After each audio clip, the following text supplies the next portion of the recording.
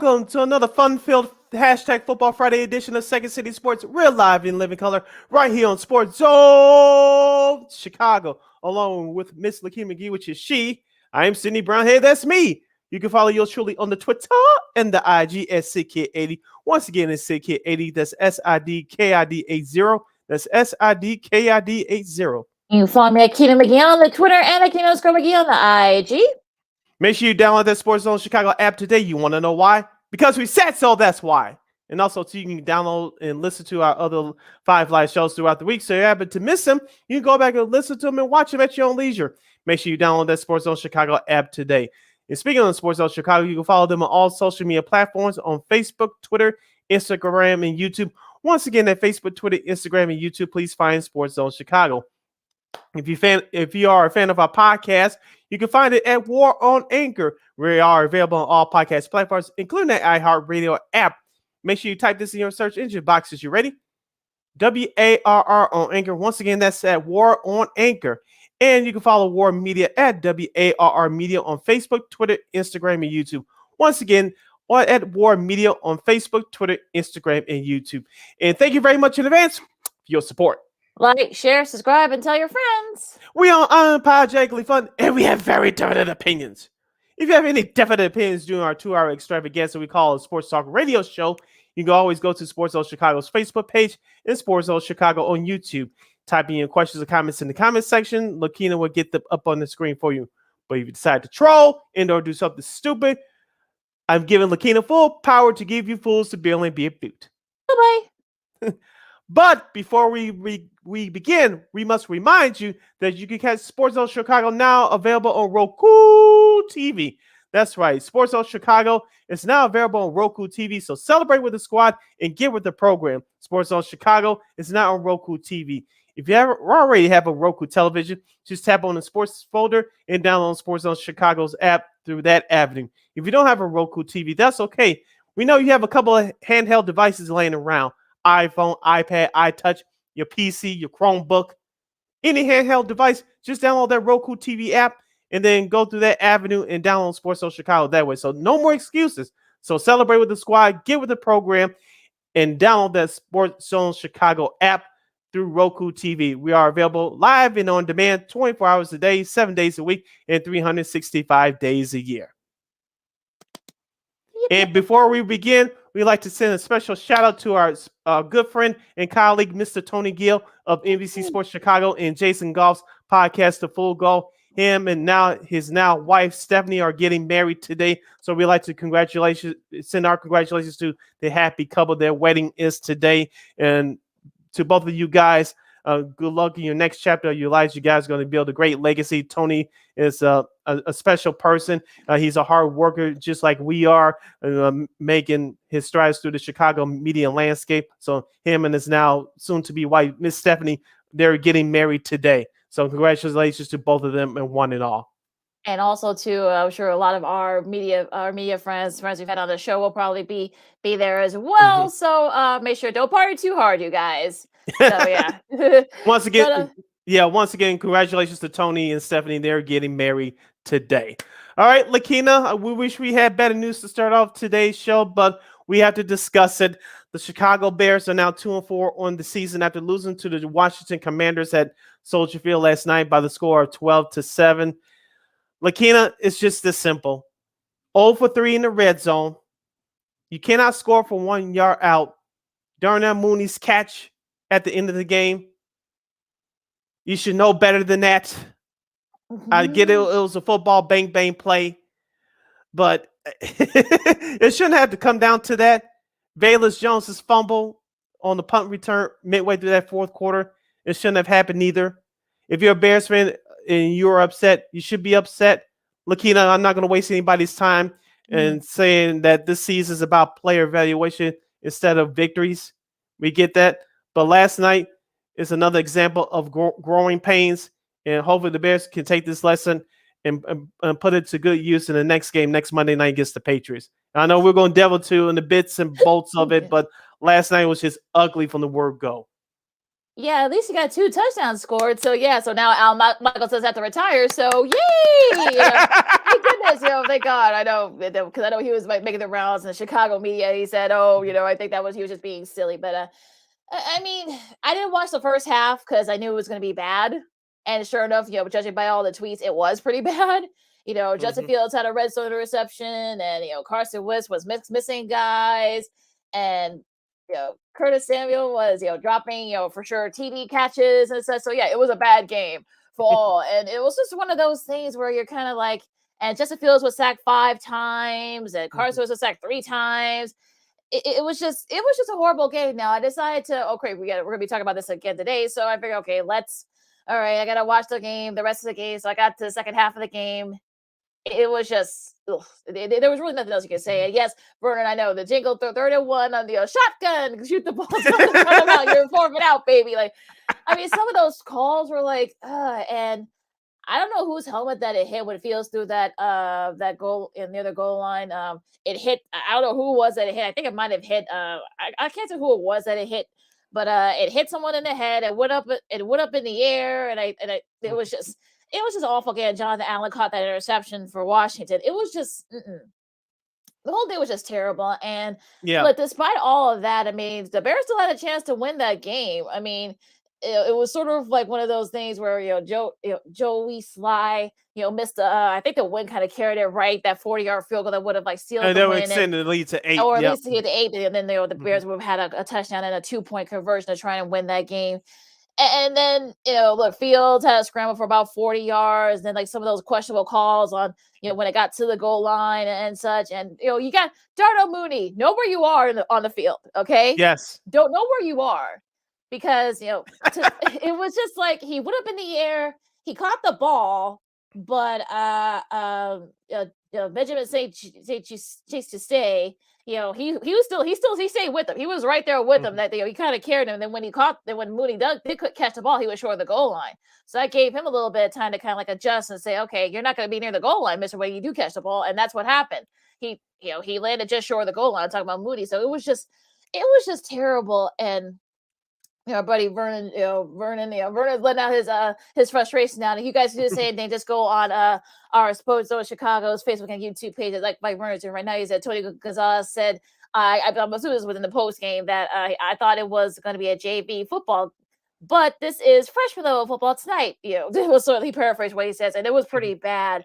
And Vernon also said Roquan Smith doesn't deserve any new contracts when you're blocked by Carson Wentz. Yeah, that I mean, that block for that touchdown that gave Washington the go ahead lead. Yeah, I mean, Wentz did block Roquan Smith, and that's pretty bad if you're letting Carson Wentz block you. So it was just a terrible game from start to finish. And look, this is sort of a development year and whatnot, but Bears fall to 2-4. They're exactly who we thought they were, and Washington, they've been doing a lot of stuff. Look, Ron Rivera, who's the head coach, I mean, go back and watch some of his comments. This is after a win. We won't, we're paraphrasing, but yeah, it's been all the frustrations. You guys probably have kept up with it and such, but the whole game was just, I mean, it wasn't as bad as last week's game, no, but it wasn't by much.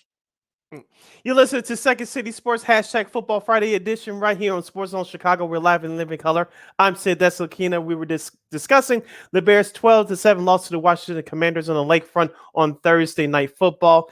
Lakeena, I know Vernon, our guy, brought up the comment about Roquan Smith. He did have a sack last night on 9 tackles, and we talked about the Bears' defense the last 3 weeks, Lakeena. 3 sacks in the last 3 games. This is not going to cut it. Last night, they had 3 sacks for the whole game, so they made up their totals for the previous weeks. Yay! So there's some progress. But I like the way that Jalen Johnson played last night. He came back from his injury. Also, Kyler Gordon, number 6, he showed up last night. And Jaquan Brisker got his first sack in the NFL last night off a blitz. And we talked about him throughout the offseason and through the draft, Lakeena. I really like how that young guy is playing. He's around the football. He's going to help out Eddie Jackson. He's very active at all times, especially against the run. Yeah, I mean, it was nice to see though. The defense didn't give them any big run plays, which, you thought that maybe they would have. Brian Robinson, we all, know the story and such. This is his first Mhm, start, but he was sort of a big part of that, being the game-winning drive, touchdown drive for the Commanders. So they did get a little bit of licks there. They did give us some big plays and such. And look, Justin Fields. I mean, yeah, he was a leading rusher for the Bears. That's a problem if mhm. your quarterback. Yeah. We've been talking about that for ad nauseum. That's a Mhm, problem if your quarterback's the leading rusher. And I'm not putting it out there. I'm just going by what I see. He's gonna get hurt at some point this season. He got banged up last night. He's gonna separate a shoulder, tear an ACL. Something's gonna happen to him. 5 sacks. He was sacked five mhm. times. That O line is awful. So, we can't play the whole look. I know people want to blame Bayless Jones in the drop. Okay, yeah, he muffed the putt. Okay. Then, some other stuff that happened. The defense gave us some big plays, and yeah, Fields had his issues and such. It's a collective effort. Mhm. NYP, I've been saying this for like the last few years. NYP, know your personnel. And unfortunately for the Bears, they don't have the personnel yet. Yeah, and we'll see. Well, we'll see what happens with the Bears with this Bears team going forward. Our guy Vernon chimes in again. He says that will be my last game to watch this season. Let's see what happens next year. Yeah, we'll see what happens. We still got a long way to go. We'll see what happens. With the beloved, they play the Patriots next Monday night. On ESPN at 7 o'clock Chicago time. Just take a look at some of the key numbers from both sides quickly. In the receiving department for the Bears, Dante Pettis, after having 2 big drops last week, he caught a touchdown. Yay! 4 catches, 84 yards, and a touchdown. Darnell Mooney, 7 catches for 68 yards. Cole Kmet, they should have found him a little bit more. He only had 1 catch for 15 yards off of 3 targets. Valus Jones, who muffed the punt in the fourth quarter, only had 1 catch for 10 yards. On the flip side for Washington, Terry McLaurin, 3 catches for 41 yards. Cole Turner, 2 catches for 23 yards. Antonio Gibson, their running back, 3 for 18. Carson Wentz, as you mentioned, Lakeena, he didn't have a great game last night either. His quarterback rating was a 66.3 off of 99 yards passing. Like you said, Brian Robinson, who scored the only touchdown in the game for Washington, he was their main star of the game offensively, 17 carries for 60 yards. On the flip side for the Bears, Khalil Herbert, 75 yards off of 7 carries. David Montgomery had 15 carries for 67 yards. I thought they should have gave him the ball a little bit more, but Justin Fields took some of those carries away from his scrambling. Lakeena, here's the thing. Like I said, if you're a Bears fan, you should be upset. And some teams can do both, win and develop at the same time. But we know this Bears team is not in a position to do that right now. So it's all about player development. I know some of the players, including Justin, said that they're trying to turn the corner. You heard that after last week's loss at Minnesota. Last night it was a small step back. When will this team turn the corner? Like I said, I don't have playoffs in their sights. I do not have anything greater than what I said before the season started with a 7-10 record. But you want to see improvements. We're looking at it in small increments, but there needs some more steps that need to take place. So hopefully we get to see that starting next week. I mean, look, I mean, they're going to be facing a pretty solid Patriots defense next week. So I'm Mm-hmm. not I don't have a lot to say about that. I think we're going to, especially if Lucas Patrick's going to be gone for a while. Maybe he'll have the extra day. Maybe he'll be able to rest because he left the Mm-hmm. game because of a concussion. So Tevin Jenkins, I think he was ranked up too. So I don't know. I mean, it's sort of like look, that old line is, like I said, Fields is Mm-hmm. going to get hurt. It's not gonna, for me. It's not gonna be a matter of if he gets hurt, but when he gets hurt, because it's gonna happen. And look, I mean, Carson Wentz. I mean, yeah, he didn't have his best game. He continues it, but look, he's now 7-0 on Thursday Night Football. Go figure. He's 39, 44, and 1 with the rest of the week. So we go figure with that stat. So yeah, I mean, it's just like, look, I don't want to talk about this game anymore, Sid. I'm getting annoyed. We don't have to. You know why? Thank God. Yes, I know why, but tell us. Yeah, coming up next, week 7, we preview the action from the world of college football. This is Lakeena's favorite segment during the college football season. We'll preview all the big games that's happening tonight and tomorrow. And of course, don't forget, at the top of next hour, Cheryl Raye Stout, our good friend from WBEZ FM in Chicago. She's our Chicago sports reporter in Chicago Sports Historian. She'll join us next hour to talk about the Bears, Bulls, and White Sox and everything else in between. But next, we preview week 6 of college football. That's next. You're listening to the hashtag Football Friday edition of Second City Sports. We're live in living color. I'm Sid. That's Lakeena. You're listening to Sports Zone Chicago. This year, my mom got me the perfect bag for back to school. These colorful binders help me stay organized. These headphones are just what I need for studying. These new sneakers are just what I needed for the new year. This jacket is a real must-have. My parents got me the skateboard I wanted. It's pretty cool. These scissors really come in handy in art class. These colored pencils, too. These new socks, they can be a real lifesaver.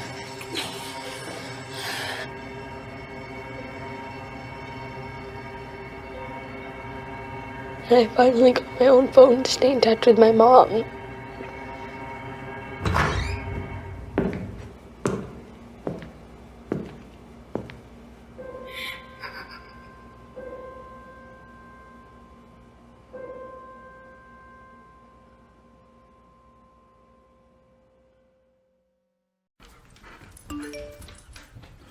Trisha's having a sleepover tonight. Can I go?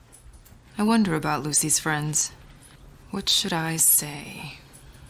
I know you're only 10, but one of these days a friend will offer you a drink. And alcohol at your age can lead to so many things.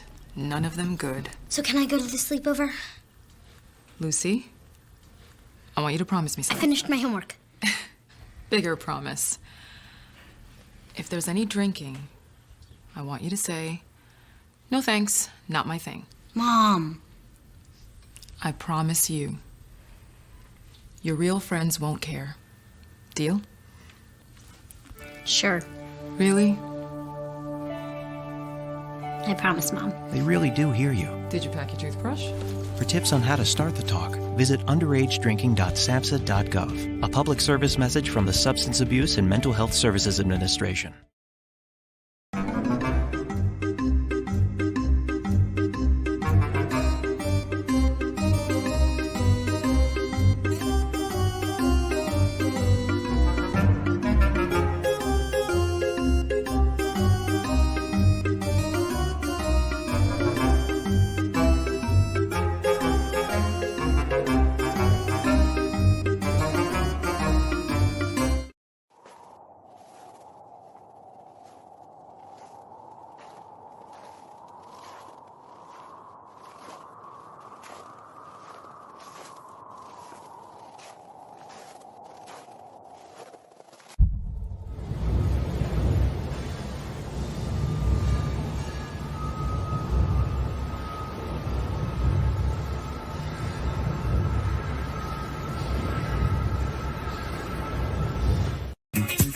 Hey, this is Dr. J, and I listen to Sean and Maya in the morning.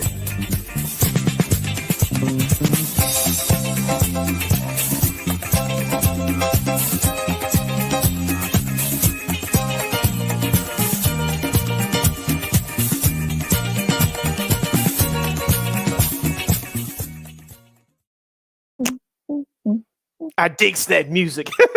Welcome back to the hashtag Football Friday edition of Second City Sports. We're live and in living color right here on Sports Zone Chicago. I'm Sid. That's Lakeena. You can follow yours truly on the Twitter and the IG at SidKid80. Once again, at SidKid80. That's SIDKIDA0. That's SIDKIDA0. You follow me at Keita McGee on the Twitter and at Keita McGee on the IG. Questions and comments belongs to Sports Zone Chicago's Facebook page or Sports Zone Chicago on YouTube. Type them in the comment section. Lakeena will get them up on the screen for you. And a reminder, you can catch Sports Zone Chicago now available on Roku TV.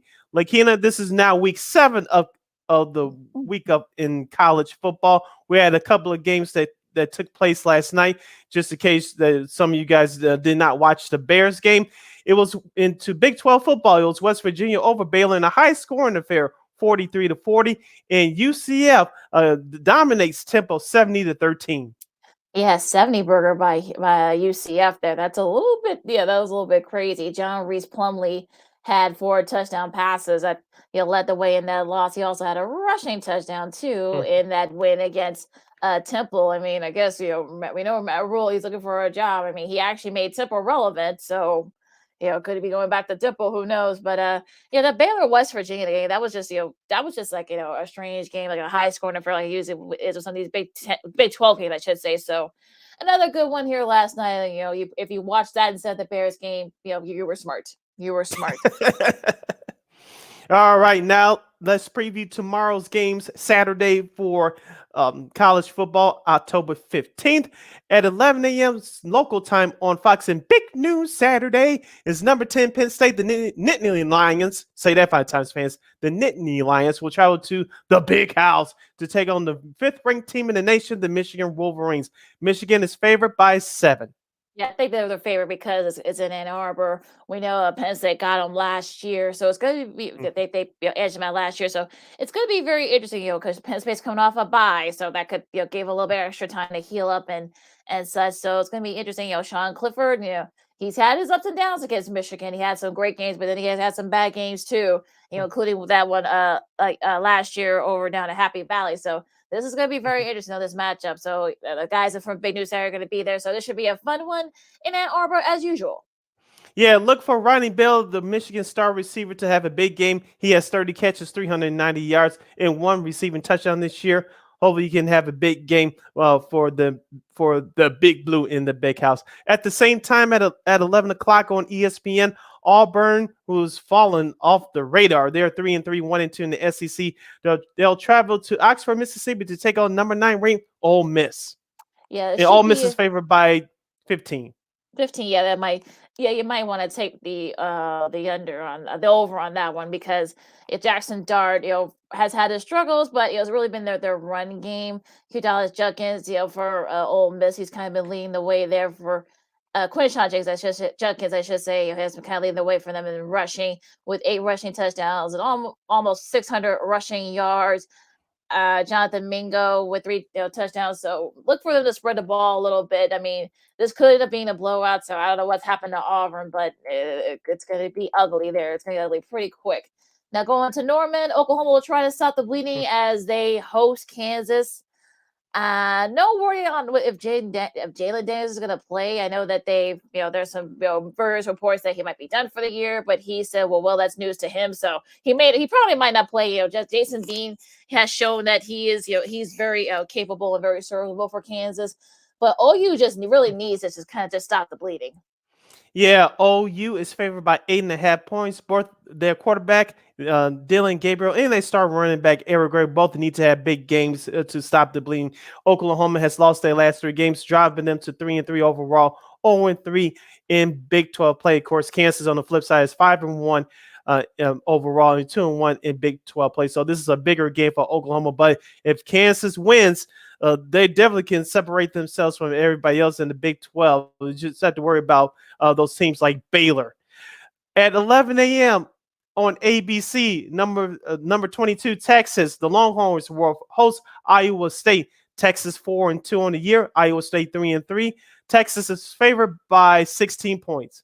Interested that they're favored, but I'm thinking that they probably, Quinn Ewers is back, for Texas. He had a big game last week, so I think that he's definitely going to be the equalizer there. Iowa State, they're having trouble. They have trouble scoring, so Texas could get, they're kind of starting, getting back on track. Texas, so this could be kind of the key that kind of gets them back into the thick of it in the Big 12 now.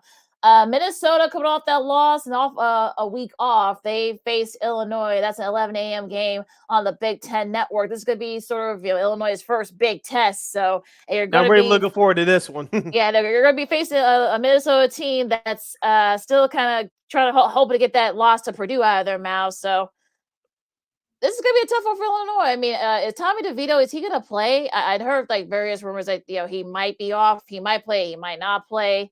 Yeah, we still don't know yet. No one knows for sure. So I think I heard Brett Bielema say earlier this morning that he's still at game time decision talking about DeVito. So, but I think Minnesota. I'm gonna say Minnesota. Who's the favorite? Is Illinois the favorite, or is it Minnesota? Minnesota is a 6.5 point favorite on the road. Okay, so that I can believe that. Like I said, they're coming off a bye. This is gonna be Illinois' first big test. They get them at home, so it'll be interesting to see what happens here. Yeah, Illinois needs to run the ball, and their star running back, Chase Brown, has 4 rushing touchdowns so far this year, over 879 yards on the season. Illinois, whether DeVito plays or not, they're going to have to lean on Chase Brown a lot, and you can keep that Minnesota Golden Gophers defense at bay, keep them off the heels. And defensively for the Fighting Illini, create some turnovers. You did that last week against Iowa, even though that was an ugly game.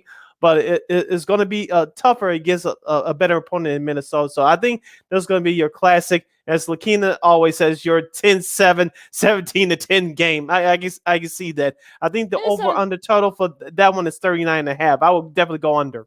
Minnesota's pretty good against the run, so that might, they may have to depend on whoever it ends up being. It may have to depend on the air, so that could be the difference there. And of course, I know Tanner Morgan's going to want to redeem himself after not a good game against Purdue a couple of weeks ago. So we'll see what happens there. Miami hoping to bounce back. They got Virginia Tech at 11:30. That's going to be on ESPN3. Cal and Colorado, that'll be on the Pac-12 network.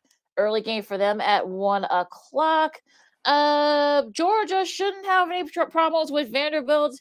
They host Vanderbilt. That's going to be at 2:30 on SEC Network, I should say.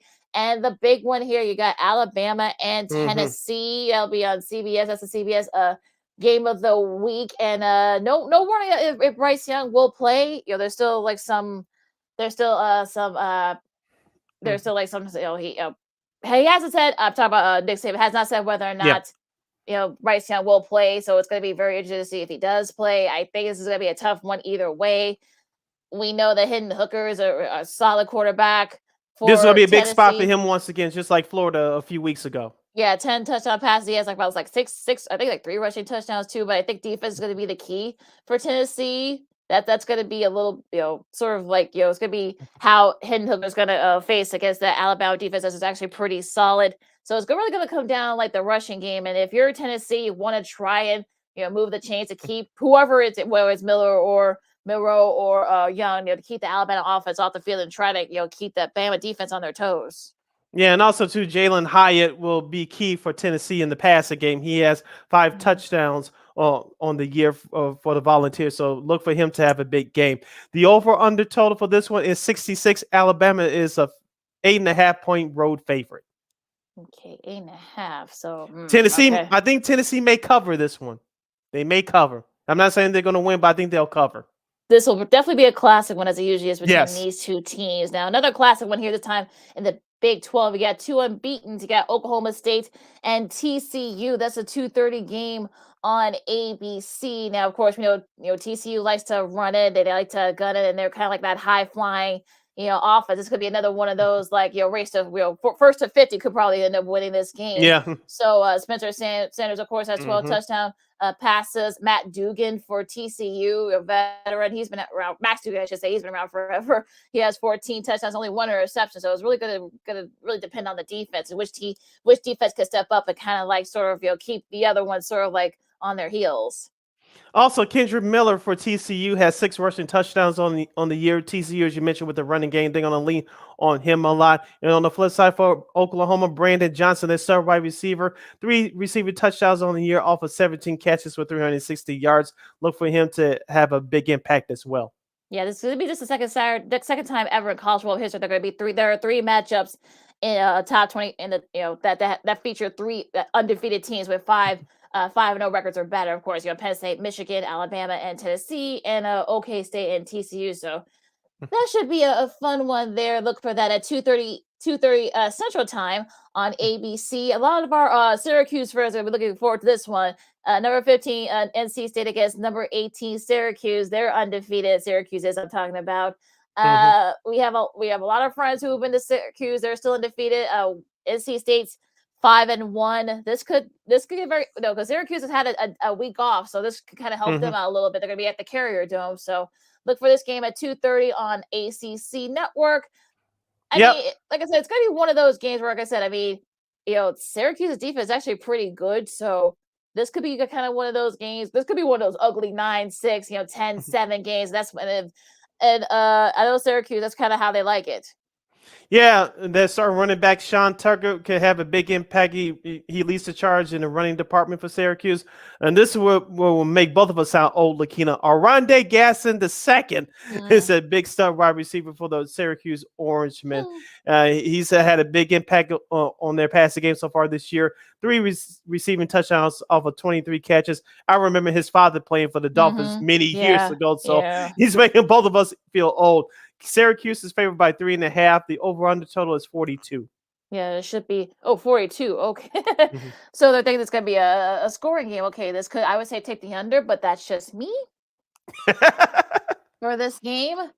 Let's see. 2 teams that are hoping for bounce back losses at the same time on ESPN. You got Arkansas and BYU, of course, both coming off disappointing losses. And a lot of people thought that they would probably be like near the top or probably undefeated earlier, but Arkansas is now falling to 3-3, and BYU's now down to 4-2. So it's gonna be interesting. You got KJ Jefferson for Arkansas and Jalen Hall for BYU. Is going to be a very interesting. This could be a very high scoring matchup, I think. Yep, the over on the total for that game is 67, and the line is even. So it's definitely a pick 'em. Yeah. So it's good. Like I said, it could be like first to 40. Yeah.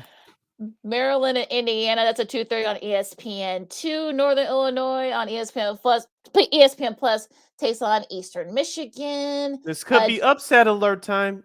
EMU is only favored by 2.5. Definitely need a bounce back game there for the Huskies. James Madison making their first appearance in the last few years in the top 25. They play Georgia Southern. That's at 3:00 on ESPN Plus. They're undefeated right now. And if you don't do much about the Dukes of James Madison, well, I'll tell you a little bit about them. Todd Castillo, who has 15 touchdown passes already and only 1 interception. He has like one of the top highest passer ratings in the country. So if you don't know too much about him, check him out. And their top rusher who can run the ball very well is Percy Aguier Obiese. He has 4 receiving touchdowns, and their star wide receiver is Chris Thornton. And they actually have a pretty solid defense as well. So you could probably, if you guys have ESPN3, check, or ESPN Plus, I should say, check them out. Formerly known as ESPN3. Yeah, well, ESPN Plus. Yeah. You're listening to Second City Sports, the hashtag Football Friday edition. I'm Sid. That's Lakeena. You're listening to Sports Zone Chicago as we preview Week 7 from the world of college football. Continuing with the late games at 3:00 Chicago time on Fox. Wisconsin will travel to Spartan Stadium in East Lansing, Michigan to face the Michigan State Spartans. Wisconsin checks in at 3-3, 1-2 in the Big Ten. While Michigan State is 2-4, 0-3 in the Big Ten. Wisconsin is favored by a touchdown, 7 points even. It looks like Wisconsin might have found their groove a little bit. So, well, you think after Northwestern?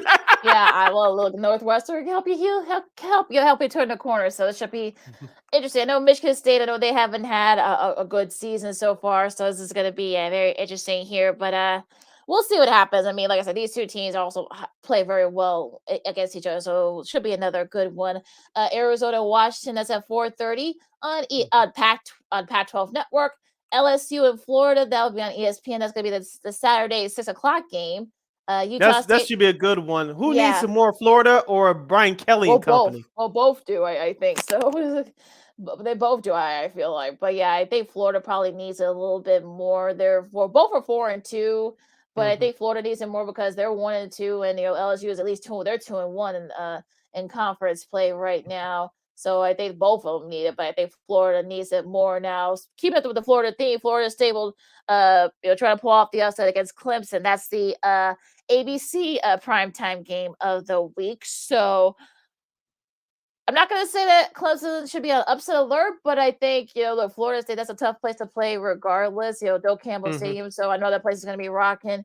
And DJ Ugolier, I think he's starting to kind of starting to turn the corner a little bit. So, I know their defense actually pretty decent. I'm talking about Florida State's defense, so they could kind of try to slow them down a little bit. But I think they'll do just enough to win this game. I think Clemson will, because I think that I think Florida, they got the talent, but I just don't think it's not near as level as Clemson, at least at the moment.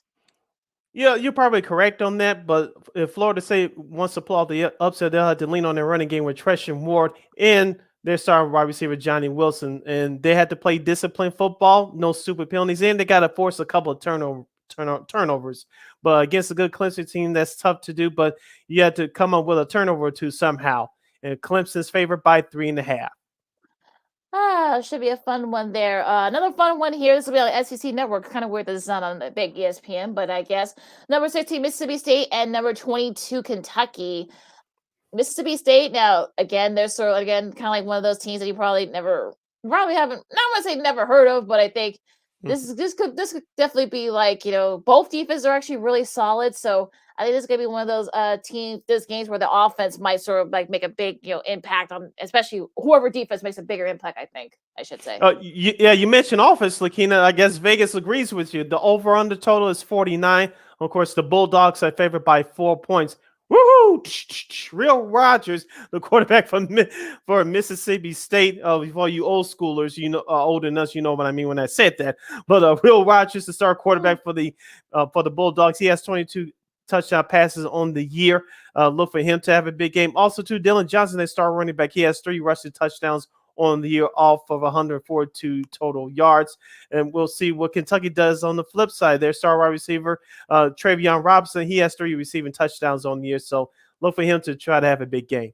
Maybe the run game, I think, is going to be the key here. I think for both these teams, because both teams run the ball, but they don't run it well. So I think that's going to be kind of like the key here. That could probably be the key in this matchup here. Stanford and Notre Dame, they have their annual meet, and this will be on prime time on NBC, and also streaming it on Peacock. So that should be an interesting one there. Also, always a fun match. I know Stanford is like 1-4. But look, I think they're always looking forward to. I know David Shaw loves playing Notre Dame, so I think this will definitely be one of those things where it could come down to perhaps maybe their defenses. Who knows? Yeah, the Fighting Irish are 16.5-point favorites at home, and the over on the total is 54.5.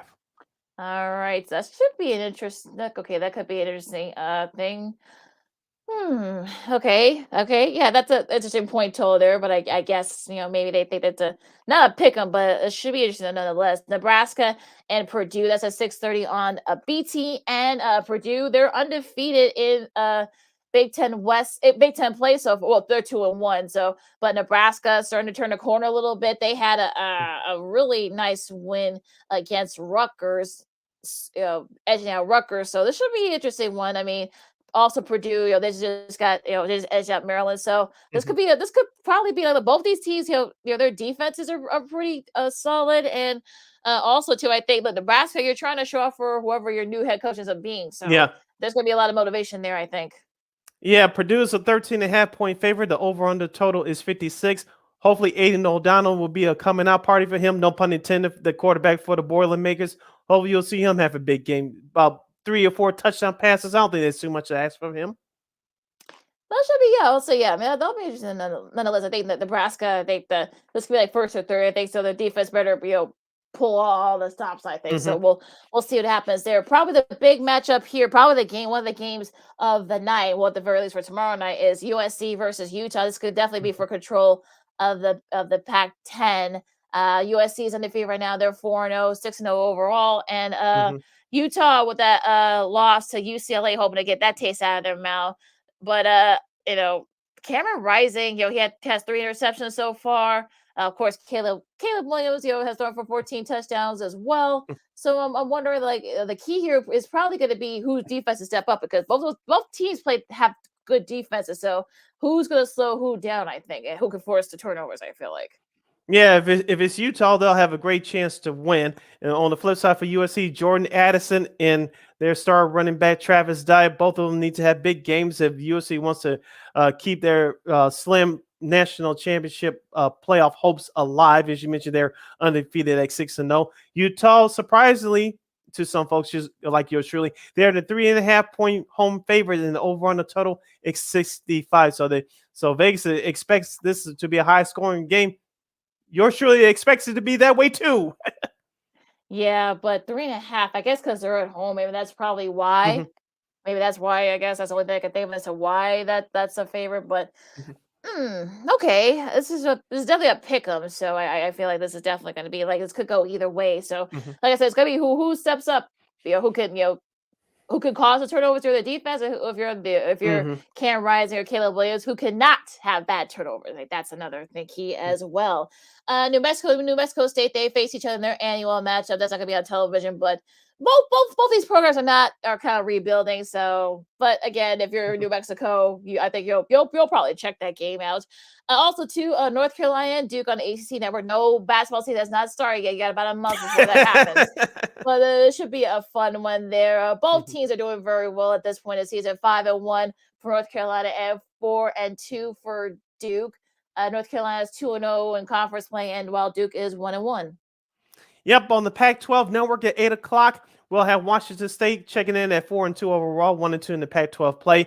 They'll face Oregon, who has a similar record, 4-2 overall, 1-2 in Pac-12 play. The Oregon State Beavers are favored by 3.5. The over-under total is 51.5. I say take the under because both these teams got solid. They can score, but they both got better defenses. So I would say this: take the under now. Look at Cam Ward and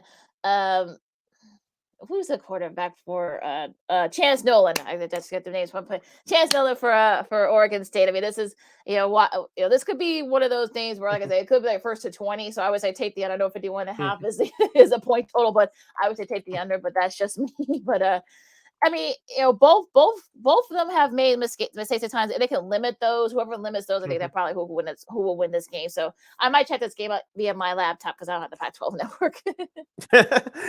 A couple more other games to preview at 9:30 p.m. on the CBS Sports Network. 4-2 Air Force will travel to Allegiant Stadium in Las Vegas to battle UNLV. Both teams are 4-2, but Air Force is 1-2 in the Mountain West, while UNLV is 2-1 in conference play. Air Force is favored by 10. This should be a fun one, and I feel like this could definitely be. Both teams can run the ball very well, and this is definitely be a high scoring affair. Sid, I guess the over is about 70. I'm sure. So the over under is 50. 50. Well, okay, that might be. I guess they're saying that maybe. And I think there's some. Okay, yeah, that might be interesting. But like I said, this could definitely be a pick'em game. I feel like. And at 9:45 p.m. on the FS1, 4-1 San Jose State. They are 2-0 on the Mountain West. They'll travel to Bulldog Stadium to take on Fresno State. They check in at 1-4, 0-1 in conference play. San Jose State is favored by 8.5. The over-under total is 47. Yeah, they played very close game last year. So 8.5. Yeah, I think San Jose State's gonna be very interesting to see what happens with that. But they have a very good program. They're building something very good over there in San Jose State. So should be a good one. Yeah, that's about it. I mean, the Nevada Hawaii game is not gonna be on television, so it really doesn't make a I know you're disappointed. well, yeah. I mean, look, we have our buddy Twan Staley. We're both big love watching football games in Hawaii. So, but yeah, it's not gonna be on television. So, what can you do? But yeah, that is your schedule for week 7. We're already about halfway through the season already. I know time flies by fast, I know, right? It's crazy, but yeah. So, but this is we have a couple more minutes. Who has impressed you so far? Whether it's a team, whether it's a particular player. Call me crazy, Lakeena, but I'll stick with our home state team, the Fighting Illini. We talked about it on Monday. When is the Fighting Illini going to get a ranking? They have it now, ranked number 23, I believe, in the country. This is a big test for them tomorrow against Minnesota. I like Minnesota because of their head coach, PJ Fleck. Their quarterback, his name escapes me for a moment, but he needs to have a big game tomorrow. But like I said, Tanner will go. Thank you. But that defense for Illinois has to step up. They did it last week against Iowa. We'll see if they do it again tomorrow. But Minnesota, they can put up some points with the best of them. And Illinois, as I said before early in the segment, they need to run the ball consistently, and they got to create some turnovers like they did last week against Iowa. The home crowd should be in their favor. They're playing down there in Champaign. It's going to be another classic game. I don't think the score is going to be as ugly as it was last week, but Illinois has a chance. They really have a chance. Well, yeah, I think they sure. Well, yeah, of course, Illinois does that. Of course, they have a shot, but like I said, I mean, it's a realistic shot. I really do. Yeah, Minnesota's coming off a bye, and like I said, I think they're still smarter from that loss to Purdue. They've got had extra week to kind of sit on that, so I think they're going to be extra motivated. I know Tanner Morgan didn't have a great game, so I know that Illinois defense will try and kind of slow them down a little bit, but it should be interesting. This should be an interesting game. I'm a little surprised that it's not going to be on. Fox, of course. You got Penn State and Michigan, so okay, but we'll let them slide there. But it should be a fun one nonetheless. But I think I'm looking forward to that game also too. Of course, Michigan and Penn State. Of course, Florida. Alabama and Tennessee, and of course. That TCU OK State matchup should be a fun one as well. You got the battle of the mud beans there, so. Yep, shoot out at the OK Corral. And of course, we talked about USC in Utah. That should be a fun one too tomorrow night.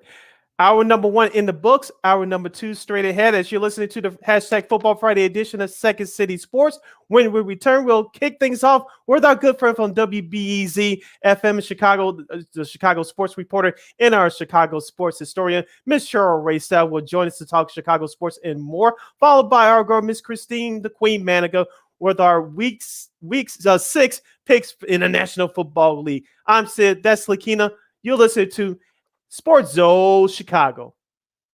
No, I don't know though. I'm scared. You're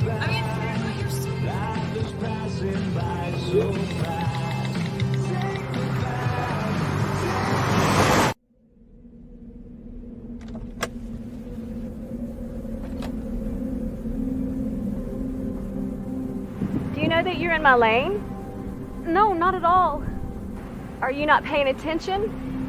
Are you texting? I was just checking in with my mom. I was telling her that I thought we'd be home by 6. It's okay. There's enough time. Just pay attention. I'm not even halfway through my text. There's no way. I'm not even going to look up. My babies are in the car. You have to pay attention. It's just supposed to be a quick text. I'm so sorry.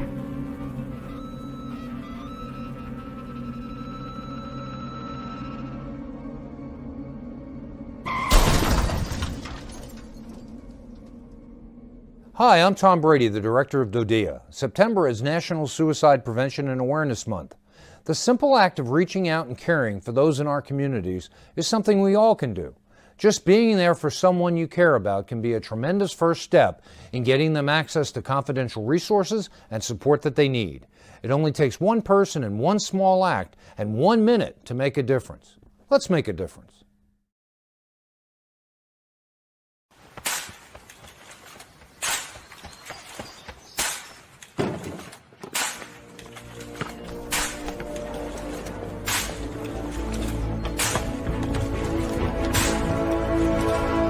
Move it!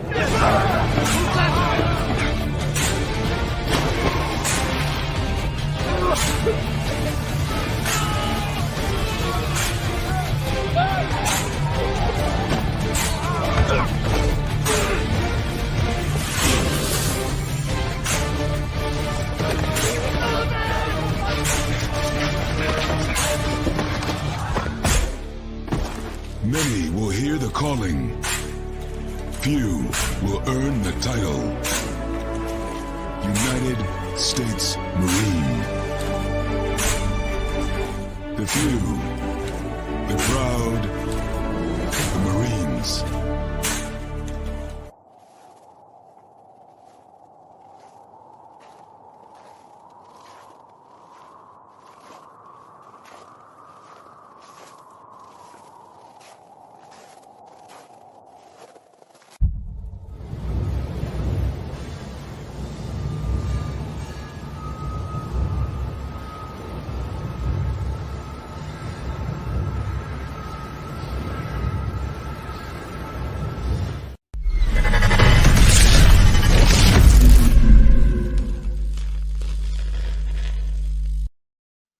How hard is it for you to kind of motivate everybody else when you are feeling the way you are through a game like this?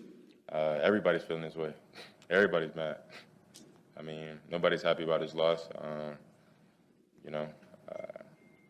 It's just we always get told that we're almost there. We're almost there. Like me personally, I'm tired of being almost there. I'm tired of being, just this close. I feel like I've been hearing it for so long now. But at the end of the day, all you can do is get back to work. Welcome back to hour number 2 of Second City Sports, the hashtag Football Friday edition. We're live in living color right here on Sports Zone Chicago. I'm Sid, that's Lakeena. You can follow yours truly on the Twitter and the IG at CK80, Once again, that's SIDKID80. That's SIDKID80. That's SIDKID80. You can follow Lakeena McGee on the Twitter and Lakeena on the IG. Those comments came courtesy from Justin Fields following last night's 12-7 loss from the Bears to the Washington Commanders. You have a question, a comment for us? Since we have less than 60 minutes left in this extravaganza we call a Sports Talk Radio Show, you can always go to Sports Zone Chicago's Facebook page or Sports Zone Chicago on YouTube. Typing your questions or comments in the comments section. Lakeena will get them up on the screen for you. And it's a daily reminder that you can catch Sports Zone Chicago now also available on Roku TV. Let's not waste any time, Lakeena. We have our special guest. She's a good friend of the program. She's from WBEZ FM 91.5. She's their sports reporter and our Chicago sports historian. Let's please welcome back to our program, Miss Cheryl Raye Stout. Cheryl, good afternoon to you. How are you? Good. Thank you for having me on. Like to see both of you. Thank you. Thank you for taking the time. Yeah, thank you for taking the time. Of course, let's start off with the Bears. You just heard the comments from Justin Fields. Of course, it was an ugly loss last night, 12-7. As we call it on the show, Cheryl, as you well know, that's a Lakeena special. She loves those 16-10, 12-9 games. She's shaking her head, but we know it's true. But given the performance from the Bears last night, I thought the defense was good for the majority of the game, but the offense still needs some work. I know some people want the Bears to win and develop players at the same time. They're not at the position to do that as a franchise. But what did you think about the performance overall from the Bears last night? Well, it was a rough watch. Sitting in the press box, you're watching that unfold. And the fact is, they couldn't get in the red zone. They had 3 opportunities, with the goal line stance and unable to punch the ball in. And, you have a turnover. You go on 4th and inches, you don't get it. At the end of the game, Darnell Mooney, who told us after the game that the lights were bothering his eyes when he turned around to try to catch the ball, and that's why he didn't catch it. So that was a concern. The concerns I also have, I think the defense played well. Bottom line, they did play well. But what I felt bad is that Justin Fields' body was just banged up left and right. I mean, this guy took a beating, and yet he still was able to make that 39-yard run at the end of the game to set him up for a possible winning score. So there's some positives, but you got to be concerned that they have 10 days off, and how much is this going to linger, especially with Justin Fields. His confidence may be wavering at this point. As you hear with him, what he said from last night, you could tell he was really, really down, and that's a concern. What do you think about the game itself overall, Cheryl? Because looking at that game, it felt. I'll be honest. I didn't watch the game until like the second half because I knew how bad it was going to be, and sure enough, it was. I mean, they didn't score a touchdown till that in the second half. So, you know what? Thursday night games are terrible. One is like you play on Sunday, and what the Bears did, they had a walkthrough on Monday, a walkthrough on Tuesday, and then on Wednesday they worked on their red zone offense and defense. and the problem is you don't have enough time really to prepare, especially a team that this young. You got the youngest team in the league, second youngest team in the league, and you're dealing with a lot of nuances they never had before. They were also on primetime television, and that's something that they also haven't done, in this with this team. I thought that, like I said, I think the defense was okay. I really thought that they'd do well, but I really was, the offense, the offensive line, like sometimes they're okay, and most times they're not. When you can't get it, punch it in on a 4th and inches, something is wrong. Is it the play call? Is it, is it the line? Is it, the execution? There was something wrong with that all the way. And the fact is, when they had a second time, they should have gone for 3 points. Take the 3 points. Take something positive, because your offense is driving down the field. They did a good job driving down the field, but if they don't get it in the second time, they couldn't get it in until the second half. That's a concern. That's something that bothered me with this game. Yeah, speaking of the second half, Cheryl, I want to ask you about head coach Matt Eberflus. I love his attitude. I love what he's brought to this team so far, even though we're a quarter into the season. But talk about the second half adjustments. We saw it a little bit last night, but in the previous weeks, we've seen the difference that the way this team is played from the first half to the second half. This says a lot about what the coaching staff does at halftime, that they analyze what happened in the first and second quarter. Then they go into, they converge together and they make a game plan for the second half. Now, what they've got to do is they got to have that done at the beginning of the game. Yes. But the fact is, they do that. We did not see that with Matt Nagy's teams, but we are seeing with this team. So that is a positive that any Bear fan has to say, look, that's a positive. Last night wasn't great, but the defense. Realize the defense only gave up 218 total yards, 99 passing. That's a good stat from them. They've got to get more pressure on the quarterback. Of course, this is a bad Washington team. We're talking about two bad teams meeting at the same time. Unfortunately, the Bears turned out to be the worst of the two evils. Is it a personnel thing? Is it a play calling thing? Is it? Well, it's all those things, right? I mean, is there like pieces that they can work with though? I mean, Kyler Gordon, he had some bad penalties called against him. You probably say about that PI. Say what you want about that. He's up and down. Velus Jones been up and down. So how have the rookies and the younger guys looked so far? Well, Matt Eberflus just had his presser for today, and he did point out, and I think he was right that Kyler Gordon actually had a really good game. And one of those penalties probably was a little bit, unfortunate was called on him. But the thing is that Velus Jones, 2 games, what's his job? To catch the ball or make the right decision to let the ball go into the end zone. And both times he's muffed it.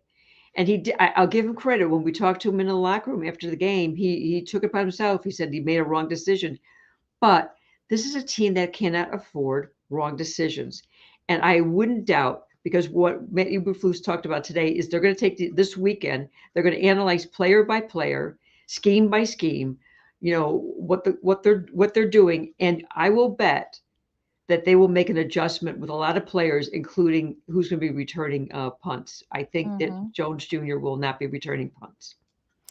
Talking Chicago sports with our good friend of the show, Miss Cheryl Raye Stout from WBEZ FM in Chicago, right here on the hashtag Football Friday edition of Second City Sports, live in the living color of sports on Chicago. Sid, Lakeena hanging out here with you. Cheryl, let's stay with the Bears, and one of the players that their fans and experts are focusing on this year, and that's Roquan Smith. Last night he had 9 tackles and a sack. What do you think? What are your thoughts about his performance so far throughout this early part of the season? He's playing his butt off. He is playing for a contract. And there's nothing wrong with that because it didn't happen before the season. So he's going for it right now. Watching him on the field last night, he was everywhere. Even when he didn't make the tackle, he was there. So there's a lot of things he's been doing right. He's leading the NFL in tackles.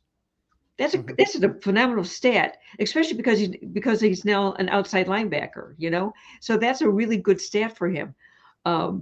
He's a leader on this team. The players respect him in the locker room. I talk to Roquan every time I'm there, and there's no one more personable on that defense than Roquan Smith. And he wants this so bad. He wants to stay here. But I wouldn't doubt as we get towards the trading deadline, especially the way the Bears are right now, I wouldn't doubt if someone like him and Robert Quinn could be traded so they could get some more, draft picks for next year. But Smith is having a good season, period.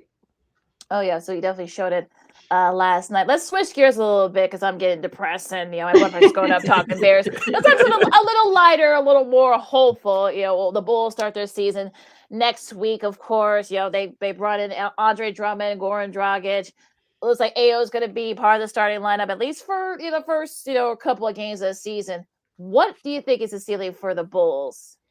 It's going to be interesting to see how Billy Donovan is able to figure out who he wants as power forward. That's number one, because he's juggling between Pat Williams with my brain just froze on me. Pat Williams, Javonte Green, and Derek Jones Jr. So that's one area that's going to be interesting. He has faith in Ayo Dosunmu. We can't even talk about Lonzo Ball. We unfortunately got to put him on the back burner. But when I've been at practices, I've been at their games, And I see, I think he's going to, DeMar DeRozan, he's going to try to be really careful with his minutes. And I think Zach LaVine has to take that big leap because he got that big contract. And the guy that I thought really has looked good is Nikola Vukovic. He's looked really good. Mm-hmm. He's trimmed down. He's very active. But as you mentioned, with Andre Drummond to come off the bench and to be able to really help get those really needed rebounds, he gets those putbacks. Mm-hmm. He's a really solid player to come off the bench. And this guy was a starter for most of his career. So the fact that he'll take I think they're going to be a good team. I think the problem is the East there's many good teams in the East. So it's going to be a tough slug. But I think this team is really prepared themselves well. They have a long time between their last preseason game to when they actually kick off the season mid next week. So they're going to be trying out these new nuances. But Ayo Dosunmu, love that kid. He's worked hard. He's really somebody that is coachable. And it's hard, you don't hear that a lot with a rookie or second-year players. He's coachable. And the fact is that's why Billy Donovan and him are good marriage. With Mo Cheeks is somebody that's helping him, and also Dalen Terry. Mo Cheeks is very, very instrumental with those two young players. Yeah, speaking of Dalen Terry, Cheryl, talk about him. I know that the people have given him the name the Cookie Monster already, and you see the energy that he brings off the bench. We saw in that first game against New Orleans a week ago. We saw the other night in Toronto. Talk about his impact. What do you think he's going to bring to this team this year? Because I think many fans, including yours truly, didn't know anything about him outside of Lakeena. I'll give her credit for that. Didn't watch him that much in college. But talk to us about his impact. What you potentially see in him this year as he plays for the Bulls? If they start Javonte Green, who's an energized guy, just in the starting unit, then it'll be Dalen Terry to be the energizer guy off the bench. And that's what he does. He also is really good in the transition game. He's very, very good. He can run the court. He passes well. His one area he's got to work on, and everybody knows it, is his outside shot. He doesn't have a good shot. But that's something that, you hope will happen. His role is going to be to play well without turning the ball over, to be able to run the court. And that's something this team needed athleticism. They have it with Terry. What about Zach LaVine? He got that knee cleaned up. What are the numbers? Well, not necessarily numbers, but where do you see Zach LaVine? Is he going to have to, play, to be kind of that? He got that max contract now. Now he's got to back it up. He's got to back it up. He has the offensive game. There's no doubt about it. But he's got to be able to play. He's got to be a two-way player. I believe in the NBA, if you get a max contract, you have to play both ends of the court. You just can't be an offensive player. You got to play defense. And they knew when they were in the postseason against Milwaukee, what was their biggest problem was defense. And that's what's really important. That's where Alex Caruso is another great guy that comes off the bench that can really, that man just throws his body all over the place. He's a walking bruise the way he plays. But those type of players are necessary. And Zach LaVine, what was great last year, he was able to play with DeMar DeRozan, 2 scores, and then Nikola Vukovic is a 3rd scorer. So they have to develop that even more. I think that Zach, they're going to be careful again with his minutes coming off of knee surgery. You always have to be. But I think the fact is that they have a lot of pieces there. And if Lonzo Ball at any point can come back, that would really generate something even more. Because remember, a year ago, when they started the season, they were one of the best defensive teams from the start of the season through December. January is when the injury hit, and that's when their defense has faltered. And that's like I'm saying with Zach LaVine, his defense has to come up at least 1 or 2 notches. We're hanging out with WBEZ Cheryl Raye Stout here on the Hashtag Football Friday edition of Second City Sports. We're live in the 11 color on Sports Zone Chicago. Sid, Lakeena here with you. Cheryl, let's switch over to baseball and talk about my White Sox. I know that you have a strong relationship with Tony La Russa. I think, in my opinion, the way the White Sox have handled that situation was poor, to say the least. Of course, Tony La Russa has a heart issue. We wish him the best in his health. I know that you have a strong relationship with them, but talk to us about how the White Sox handled that situation, and who do you think, in terms of personality and terms of a philosophical style, what type of manager does this team need go into 2023? Well, you know, the Tony La Russa situation didn't work.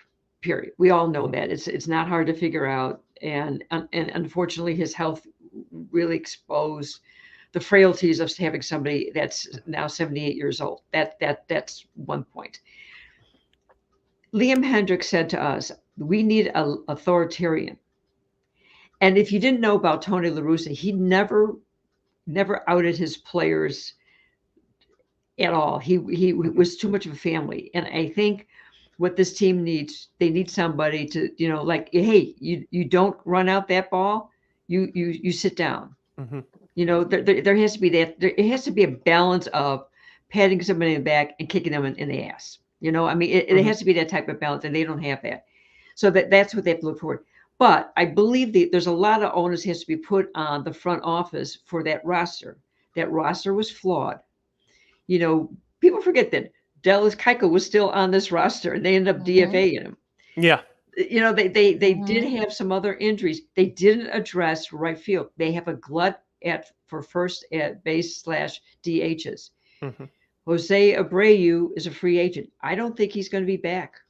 I have a sneaking suspicion he won't be back. And you know, it's kind of sad because he is somebody that a lot of players respect. He's a player that's respected quite a bit. He plays no matter what his physical condition is. He's out there playing. Unfortunately, I don't think he had as much cachet that we thought he had with some of the players in the locker room. I think that Yoan Moncada's, you know, some of those guys, you know, it just some things weren't 100% clicking, and I don't know what it was, because if you go in that locker room, they were in the corner, and you would think that would have promoted some more, I don't know, decisiveness when you're on the field, and it didn't happen. And that's a real problem. This team was really bad running the bases. This team was bad defensively. And I had pitchers talk to me. I can't say who they are, but they told me that the problem for them was they had to pitch knowing that they have to have extra outs in an inning, or stressful, you know, innings, because ball wasn't being caught, not hitting the cutoff guy, that there was a lot of problems that they had to make a decision. Okay, I got to strike guys out because I don't know if they're going to catch the ball otherwise. So these are all problems that they have to figure out. And the other thing is, what was interesting is that the front office threw Tony La Russa under the bus when Ken Rosenthal wrote that article for The Athletic. Yeah. There's no doubt that came from the front office people trying to save their jobs. And they threw Tony under the bus. So it was kind of interesting, that type of stuff going on. So whoever gets this job, you know, people are talking about Joe Madden and Bruce Bochy and Joe Espana, you know, there's all these different guys. It's going to be interesting how the relationship is with the front office and the manager, how much control the manager will have as not just personnel, but making the decisions, the lineup decisions, who makes the roster. Is that going to be all on the front office, or will the manager have some say in that? That was a problem. And that's going to be the number one question there. Let's talk about the Cubs for a second. Jed Hoyer said that the Cubs are going to spend how much and who they're going to bring in, and are they going to contend for next year? Because you saw some flashes. You know, they finished the season great. They had one of the best records in the second half of the season. So what direction do you think the Cubs are going to go this offseason? Well, it's great to have a record like that where there's no pressure. You know what I'm saying? No one was expecting. I think their pitching took a big step forward. I think there's some real positives with their pitching. I think there's some real lacking as far as positional players that they have right now. I was talking to someone that works in the front office in the ticket sales, and she told me that people are not being negative like they were last year about renewing their season tickets. So that to me is an interesting situation. So that means the money is still coming in for them. So when Jed Hoyer talked about possibly spending intelligently, he better spend intelligently, but he better spend. You know, there's no reason not to spend at this point, because you got people paying one of the biggest, they pay the most money. I think they're between 1 and 3, it varies, for the most money spent by a fan to a game. Yeah. Those fans deserve to have players that, can play the game and spend the money for those players. They've got to address, I think, and we got to bring it to the fact is with the new changes next year, with the baseball rules, where you can no longer have the shift, where the pitch clock is going to be implemented, where they're going to have the bigger bases, you better have an athletic second baseman. You better have an athletic shortstop. Well, they don't have Nico Horner is very, very good. I think he'd be better be moved to second and then fill in that shortstop with a credible, free agent that's out there. And Carlos Correa, he opted out of his contract yesterday. That's going to be a name that's going to be bantered about. Yeah, you mentioned Carlos Correa. He's doing TV right now for TBS in their studio for the MLB playoffs. Last moment, too, with Cheryl Raye Stout from WBEZ FM in Chicago right here on Second City Sports. We're live in living color. Sid Lakeena here with you. Cheryl, now going back to the South Side, of course, they drew 2 million fans this year. I was one of them, being a season ticket holder, and that's the first time they drew 2 million since 2011. You mentioned the Cubs about fans not being negative about the team like they were last year with season tickets and whatnot. Of course, it's a slightly different on the South Side. They sending out email blasts about renewing season tickets and things along that line. Their staff being short, quote unquote, for the moment. But I wanted to ask you a two-part question here. One, what type of do the White Sox stay in-house with AJ Przinsky or Willie Harris, the third base coach of the Cubs, to be their manager, or do you go outside the family? And number two, what will, in your opinion, what will the White Sox fans' attitude be? What will the Sox fans' attitude? What will the Sox fans' attitude will be towards going into next year? I think the manager decision is going to have a lot to say with ticket holders if they come back or not. I think it's a big. I don't think AJ Przinsky is a candidate. I think they'll interview Willie Harris, but I don't think he'll get the job. Okay. One of the things that was really important, what Rick Hahn said at that press conference, was they wanted a manager with experience in the postseason. Those two they'll come into play when you talk about that. So I think they're going to go outside of. I may be wrong, but I think they're going to go outside of it and look for that list is going to be somebody that has either been to the World Series or has been part of a team that's gone to the World Series and has been on the bench, or somebody that has a strong experience in dealing with postseason. So that's going to come into play, and I think that's going to matter to Sox fans.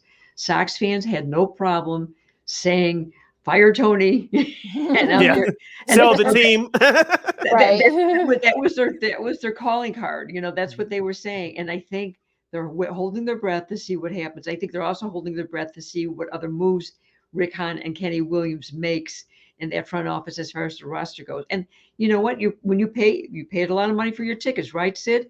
Yeah. You should be able to get the product that matches up with what you pay for a ticket. And that's something that this team knows about. And that's something that they have to really ensure that they get in this offseason. It's going to be crazy. Hey, as soon as the World Series is over with, it's going to be crazy talk going on right now. Because right now you can't make any moves. Like they're interviewing players, they're interviewing candidates during the days off, but they can't make any announcements or do anything until there's another day off. And the way these series are going, it may not be until the World Series that we have a new manager in the South Side. But they better get that. They better get that right. No doubt. The schedule is a little bit funky. Of course, we had 4 games on Tuesday, I should say, but then they had 2 games yesterday, and they have 3 games. Because of the rain out. So it's crazy. But I liked last week, and that was fun. That was fun. Those games were fun. This has been fun to watch baseball. Unfortunately, neither the teams in Chicago are in it, but it's fun. It is. Now we're going to talk about something. My last question is going to be something not so fun about the Blackhawks. I mean, they kept it close for about a period and a quarter against the defending champion, the Avalanche, on Wednesday. Didn't do too well against the Golden Knights yesterday. I'm just going to keep it simple. Do you think Jonathan Toews or Patrick Kane, are there going to be Blackhawks by the end of the season? I think Patrick Kane will not be if they get the situation right. They control it completely. They could come to them with a deal and they could both turn it down. I don't think a team is going to be asking for Jonathan Toews. I really don't think so. And I talked to him a couple weeks ago by myself. I was talking to him about, and his legacy is here in Chicago, and I can't see him going anywhere else. No one's going to want him. He's 34 years old. He really is. He hasn't been able to play up to his. He had the first goal of the season. Give him granted that, Right. but he's a player that you have to respect what he did for this organization. But I don't think he'll be playing after this year. That's my gut telling me that. I don't think he'll be playing after this year. He'll give it all he can this year. And his leadership is going to be important, helping all those young players there. Right. But Patrick Kane is the only one that can get you some draft picks. That's the only thing you're going to be able, and if he keeps turning it down, the interesting thing is, will they give him a contract after the season is over with the Patrick Kane? And that's a big question mark. So it's, I know I'm being it's all over the place with this. It's hard to figure out what they're going to do. I mean, as somebody that has covered these guys from very beginning through this, it's unfortunate that these two players who will have a statue outside of the United Center cannot finish their career probably the way they really want to. And that would be with a winning Blackhawks team, because this team is not winning anything this year. Sorry, Sid. Sorry, Lakeena. We know. We get it. We know. We already knew that. Yeah. There's a lot of things behind the scenes. It's a rough go dealing with this team in a lot of ways. Trust me. I am dealing with a lot of stuff with them, and they're very difficult to deal with. And the situation is really sad. It's really sad, because those two guys will deserve to have a lot of credit for what they did. And at least there's a Marion Hossa night coming up soon. So, there's that. Yeah, like you mentioned, Cheryl, like the Sox did this year, and I was part of them many of those days. There's, I think out of the 41 home games for the Blackhawks, there's 30 of them are promotional nights. So they know that the team's going to be bad, and they want, and the tickets are cheap as of right now. So they want fans to come out. So we'll see what happens where it goes with the Blackhawks this year. Yeah, but I know you want to say something real quick. There was a championship team that's actually opening up on Saturday in Rosemont. Yeah, the Chicago Wolves. Yes. Yep. Yes, we give them a whole lot of love. Yeah, so we do. Yeah, go see the Wolves when you can. I'll try to get out there to Rosemont at some point this season. Cheryl, as always, thank you very much for taking time out of your busy schedule to join us. This is our good friend Cheryl Raye Stout from WBEZ FM in Chicago. She's their sports reporter and our personal Chicago sports historian. You can follow her on the Twitter at C Raye Stout. Once again, the letter C Raye Stout. Real quick, Cheryl, I saw you have a website on your Twitter account. Tell us about it. Oh, that's something my husband built for me years ago, and I don't even do anything with it, Okay. It's at the game deck. It's at thegame.com. Okay. All right. So it has some of my stories. It has some of the stuff like magazine stories that I did about Michael Jordan and other stories that I did. All right. Please check that out. All right, yes. Cheryl, as always, thank you very much for taking time to join us. It's been around since we have you on. Hopefully it won't be too much longer before you join us again. You have a great weekend. Keep up the great work, and we'll chat again soon. Thank you very much to both of you. Thanks, Thank you. Cheryl. Stay safe. All right, that's our buddy WBEZ Cheryl Raye Stout. Of course, we love when she has great insight, and such a great notes. So. But we got another one of our good friends coming up right now. Our girl KXRB's Christine Manika. She'll be here to after this break for our week 6 picks. I mean, my God, we're already at week 6. Sid. I mean, can you believe that? Yes, and I want to discuss something with Christine as we talked about with Cheryl regarding the White Sox, and we may be able to solve a mystery if you paid attention in the interview. So. That and a whole lot more as you listen to the #Football Friday edition of Second City Sports. We're live in living color. I'm Sid. That's Lakeena. You're listening to Sports Zone Chicago. This year, my mom got me the perfect bag for back to school. These colorful binders help me stay organized. These headphones are just what I need for studying. These new sneakers are just what I need for the new year. This jacket is a real must-have. My parents got me the skateboard I wanted. It's pretty cool. These scissors really come in handy in art class. These colored pencils, too. These new socks, they can be a real lifesaver.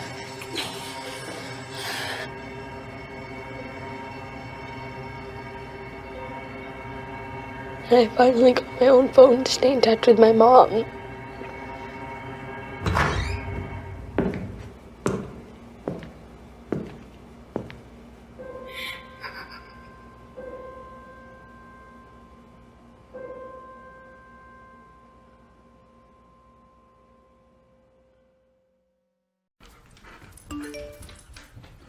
Trisha's having a sleepover tonight. Can I go? I wonder about Lucy's friends. What should I say? I know you're only 10, but one of these days a friend will offer you a drink. And alcohol at your age can lead to so many things. None of them good. So can I go to the sleepover? Lucy, I want you to promise me I something. finished my homework. Bigger promise. If there's any drinking, I want you to say, "No thanks, not my thing." Mom. I promise you. Your real friends won't care. Deal? Sure. Really? I promise, Mom. They really do hear you. Did you pack your toothbrush? For tips on how to start the talk, visit underagedrinking.samhsa.gov. A public service message from the Substance Abuse and Mental Health Services Administration.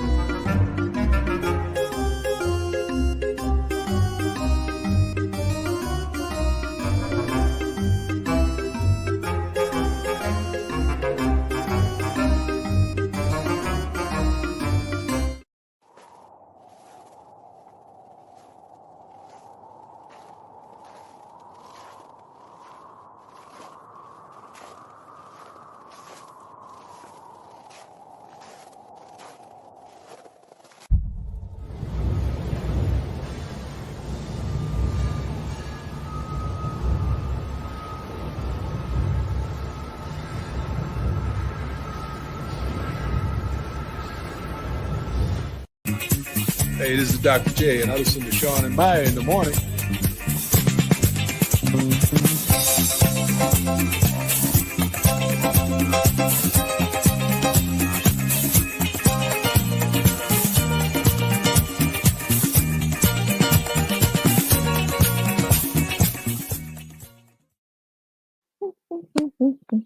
Dig that music. Yes. Can never get enough of that. Welcome Yes. back to Second City Sports on Sports Show Chicago. You can follow me at Keenan McGee on the Twitter and at Keenan McGee on the IG. You can follow yours truly, Sydney Brown, on the Twitter and the IG at CK80. Once again, it's CK80. That's SIDKID80. SIDKID80. We got less than a half hour left in this program for today and for the week. And make sure you go to Sports Zone Chicago's Facebook page or Sports Zone Chicago on YouTube. Type in your questions or comments in the comments section. Lakeena will get them up over on the screen for you. Now it is time for our Week 6 picks in the National Football League. To help us do that, we bring out our homegirl from KXRB in Sioux Falls, South Dakota. She's our queen to be, Miss Christine Manika. Christine, welcome to the show. There we go. Whoa. Hi. Hello. I hear a little echo. I'm hearing some echoes here. Oh, Okay. Okay. So Well, she'll be I think- back with I know us she doesn't in have just a minute. Yeah, I know she's doing it from the studio today, so I know she says she's having connection issues. So hopefully we'll get her back on. Let's just be glad that we don't have to do a Bears game. We don't have to pick a Bears game. Yeah. this week. Thank the Lord. Yay. Yep. Real quick, bottom 5 in the Gotham City in game. I believe it was game 2 of that Cleveland Guardians New York Yankees series. The Yankees lead it 2-1. A 2-1 home run by Giancarlo Stanton is the big difference in that game so far. He hit it off of Shane Bieber in the first inning. So once again, the Yankees lead game 2-1 from Yankees 2-1 in game 2 of that best of 5 series in Yankee Stadium. Lakeena, real quick before hopefully Christine jumps back on with us. What has been your thoughts about the division series that started earlier this week? Yeah, it's been very interesting and very enlightening. I feel like. I mean, Atlanta and Philly. I don't think anybody thought that series they're tied right now. So it's going to be very interesting. I think for me, I'm still bummed about my Mariners. Yordan Alvarez, come on, dude, really? Yeah, not once but twice. Come on. it's crazy, but yeah, it's just like, hopefully they can bounce back. I know they play tomorrow. Spencer Strider against Aaron Nola. They got, Phillies got their best pitcher, Nola, pitching for that pivotal game 3 against Atlanta tonight. Today, I should say, there's a 3:37 our time. So that's gonna be very interesting. The Dodgers, I mean, look, their pitch, the Padres pitching have been very solid for them so far. That's how they were able to kind of even the series there. But I think this is gonna be when the Dodgers take control, I think. Yeah, mention the Dodgers. They had a strong performance in Game 1. San Diego hung tough at Game 2, stole the game. I think, excuse me, in this series here, whoever wins Game 3, I believe, wins the series. So far, San Diego is not afraid of the Dodgers. I know this is not the same team with that same bravado as they had last year before their second half collapsed, but their bullpen, I'm talking about San Diego, was the key to holding it down in Game 2 the other night. And Bob Melvin, their manager, he's been there before with Oakland. No, they didn't win a series, but he knows how to handle personalities in that club. As you saw what San Diego has been able to do throughout the season. Now it's starting to pay off in the playoffs, but I still believe the Dodgers will win this, but I think they'll win this in 4. But I wouldn't be surprised if they went back to Dodgers Stadium for a Game 5. Yeah, Josh Hader, got a couple of jams there. If you saw if you watched the game last night, so that should be a very interesting matchup there. Seattle, we'll see. I think the experience is kind of what's helping Houston here. So Lance McCullers Jr. against George Kirby. That should be an interesting one there. That'll be tomorrow. For that, so I'm wondering, okay, can Seattle bounce back? And after those tough losses, that's going to be, and it's kind of like a part of the youth thing too. So we're interested to see what happens there. Now, as far as the Guardians and the Yankees, of course, that game was rained out, as we mentioned with Cheryl earlier. 2-2. So I'm wondering, like, this should be good. This could be very interesting, especially what the mindset's going to be, especially since they had to come back and play again tomorrow. Yeah, and then you mentioned Cleveland just tied it up, so we'll see what happens there. The Yankees, we talked about this on Monday. Aroldis Chapman missed a mandatory workout this time last week, so he's not on the ALDS roster. And the Yankees bullpen, they got to step up. We saw what Garrett Cole did in game 1 the other night. He put that team on his back. The Yankees just got enough offense, and they won the game. As we said before, we'll say it again. Offense comes at a premium during the playoffs. It comes in bunches. It's pitching and strong pitching, both from your starter rotation first and then your bullpen. Pitching and defense wins games consistently in the playoffs.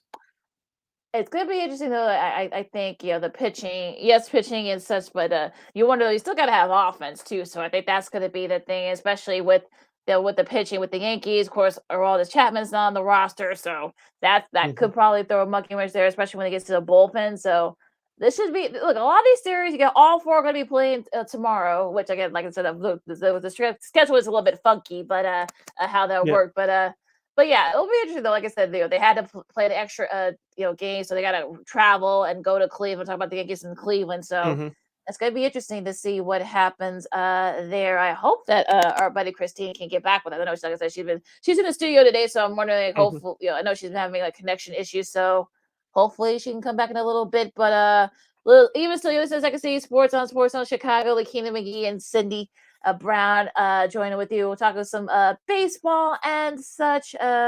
Hopefully we can start our picks in about a minute or two. But I'll just say, do some housekeeping here. Lions, Texans, Raiders, and Titans. All 4 of those teams are on bye. It's the first week of bye, so adjust your fantasy teams accordingly. So if you have the Lions, if you have Jared Goff, if you have Devontae Adams, he might be off for a little bit. Maybe that's a good thing that they're off. He probably may not have had to play. I want to discuss that with you in just a moment. Yeah, Derek. If you have Derrick Henry, make sure you guys put him on your bench and adjust as you will. Yeah. So first of the bye week. So and look, if we don't have a Bears, we don't have to pick a Bears game. Yay! Thank the Lord, because good Lord, that game was terrible yesterday, but last night, but it is what it is. Yeah, speaking of that Monday night game, let's first discuss the game. The Las Vegas Raiders lost by 2 to the Kansas City Chiefs, and the Raiders had a bunch of miscues. Devontae Adams, as you mentioned, you ran into Hunter Renfrow, I believe, doing that 4th down play. That was terrible. Of course, he shoved a freelance a photographer from ESPN at the end showing his frustrations. I know he's been charged, but that was inexcusable by Davante Adams. Do you think he should be suspended by the league? I say no, but he'll definitely be fined heavily. He'll get a heavy fine, and I'm sure he'll have to, take out the checkbook. I think that's what take out the checkbook, and so, just to kind of clear this up and such. And look, they actually showed him prior when he was in the Packers, like a couple years ago. He was actually helping a camera guy up, set up back his equipment and such. So this isn't his nature. So I think this is frustration and such. And he was actually coming towards him. So it looked like you could probably say both parties were kind of to blame, that he should know where he was going. But I think this will get cleared up pretty quick. I know that this made the rounds all over. The Today Show, I know GMA talked about it, a couple other shows talked about it, so it wasn't really necessary, but it is what it is. But yeah, I think he'll get a fine, but I think he won't be suspended. Plus, I think it helps that they're not playing this week. I'm talking about the Raiders, so. Yeah, it is very good. They're not, like you said, they're not playing this week, so they'll have a lot of time to get away from everything and figure some things out as they try to turn their season around. Let's see if we could try this one more time. Here comes our girl from KXRB, Christine, the Queen, Manika. What's going on, Christine? Can you hear us? Hi. We can hear you. Can you hear us? We can hear us. Yay. Good. It's a little choppy, but we're gonna make it work. All right. That's what we love to hear. Now, Lakeena, do you have our results from last week? Well, yeah. Well, we actually played a little bit better last week, so which is great. Sid's still leading, of course. As always. Yeah. Yeah. Well, Chrissy, you actually caught up with me, so now we're tied again. But look, Sid's only up by like 3 games, so look, we're only in week 6, so look, it's still a lot of time for us to catch up. We're not giving up, Christine. No, we're not. No, and look, like I said, the good news is we don't have to pick a Bears game this week, so. Yay! Praise the Lord. Lions, Texans, Raiders, and Titans, like I mentioned a couple minutes ago, they're off this week. So adjust your fantasy teams accordingly. First game up, 49ers and the Falcons. Sid, you start this one for us. I'll make it short and sweet. I'll go with the 49ers. Even though they're traveling to the East Coast, it hasn't been a problem for them. They did it last week. Got a coach fired. I don't think they'll get a coach fired this Sunday, but they'll go into Atlanta to beat the Falcons. Atlanta is a 5-point underdog. Okay. I'm going with the 49ers. Christine? Yeah, I'm going to go with the 49ers too. Like you said, keep it short and sweet for this one. Yeah, I'd say the 49ers as well. I know that they had the Falcons were robbed of a shot to try to win that game against the Bucs, but I think the 49ers, yes, they got to travel across country. They play a noon game, but this is their first time doing it, so they shouldn't have any problems with the Falcons. They'll keep it close, but I think they'll pull away late. This is one here on CBS. Patriots and Browns, a battle of 2 and 3s. Christine, you start this one. Another short and sweet one, Patriots. Just because the Browns aren't having the best season, and the Patriots, they look like the stronger team at this point. Even, with Mac Jones, who was out for a couple of weeks, their backup is pretty gosh darn good. So Belichick's been in this game for a long time. He knows what he's doing. I'm going to go New England. I'll go Oppo. I'm going with Cleveland. They'll learn their lesson from what happened last week. What was that, Christine? She disagrees with you, Sid. That's basically what she's saying. Miss Slick. And look, it looks like Clyde is going to be out again. So I think Bailey Zappi, assuming that Matt Jones doesn't play. I mean, Bailey Zappi's actually been pretty good so far. This could be one of those ugly games. So I'll say the Patriots, just because, like I said, their defense might force Brissett to make some error throws, I should say. And a tricky one here at 3-2, battle of 3-2. You got the Jets and the Packers. Christine, you start this one for us, please. I hope the Packers don't disappoint me like they did last week by losing. So I'm picking, it should be Green Bay. They're struggling this year. You can tell not having Davante Adams is hurting them, that they kind of lost their identity as a team. Now Davante, he has his own issues going on right now, but I definitely think that it's going to be Green Bay. Some students. So the reason why I look back, there are some students here that are touring the radio station currently. Okay, we thought it was Davante Adams chasing you. Yeah. I hope that's not Davante Adams. Looking, yeah. The Packers are favored by 7 points, and those of you in the Chicago area will get to watch this game in its entirety on Fox on Sunday. I'm picking the Packers. I think the Jets will show up. Their defense has been superb these last few weeks, so don't underestimate that group. There's been a report, have you guys heard this week, that according to some insiders, that Aaron Rodgers had told some people this will definitely be his last year, not just in the Green Bay uniform, but playing period. We'll see what happens with that. But as far as this game, I'm going with the Packers. Even though as a fan, I'm cheering for the Jets to win. Yeah, I'll believe that when I see it. I saw that report as well, so I'll believe that when I see it. But yeah, I'm gonna pick the Packers just because the Jets, they've been solid, but they have their own injury issues too in that O line, so they might be. Jerry Alexander will probably end up playing. Looks like he's practicing, so that helped them a little bit, especially showing up that defense. So I think the Packers will win in a close one. AFC South matchup, you got the Jags and the Colts, a 2-1 Colts. I'll start this one. I think just because they're at home, I'll pick the Colts. It looks like Jonathan Taylor might play, although he has been limited in practice this week. Are we going to get the Jaguars that shocked the Chargers a couple weeks back? Or are we going to get the Jags that lost, that got their butts kicked by the Texans last week? I don't know. So I'll pick the Colts. I'm going with the Jacksonville that stunned the world with the Chargers. So I'm picking Jacksonville for this. I hope you're right, Christine, but till I see them get that performance against Houston now, their system from last week, I'm going with the Colts. All right, an intriguing one here on Fox. I'll probably watch this one via my computer. You got the Vikings and the Dolphins. Sid, you start this one for us. Well, you're going to be watching it up, so I'm going with the Dolphins, even though Minnesota's a 3-point favorite. I know Minnesota got away with one last week against Chicago, even though the Bears stepped on their own 2 feet in that one. But regardless of that, the Dolphins, maybe Teddy Bridgewater comes back, maybe he doesn't, but that defense is still strong for the Dolphins. They're at home. That heat's going to be a factor. I'm going with the Dolphins. Christine? Ooh, yeah. Ooh, this is the game that I kind of tossed up with. I think because, look, they got Tyreek Hill on the Dolphins.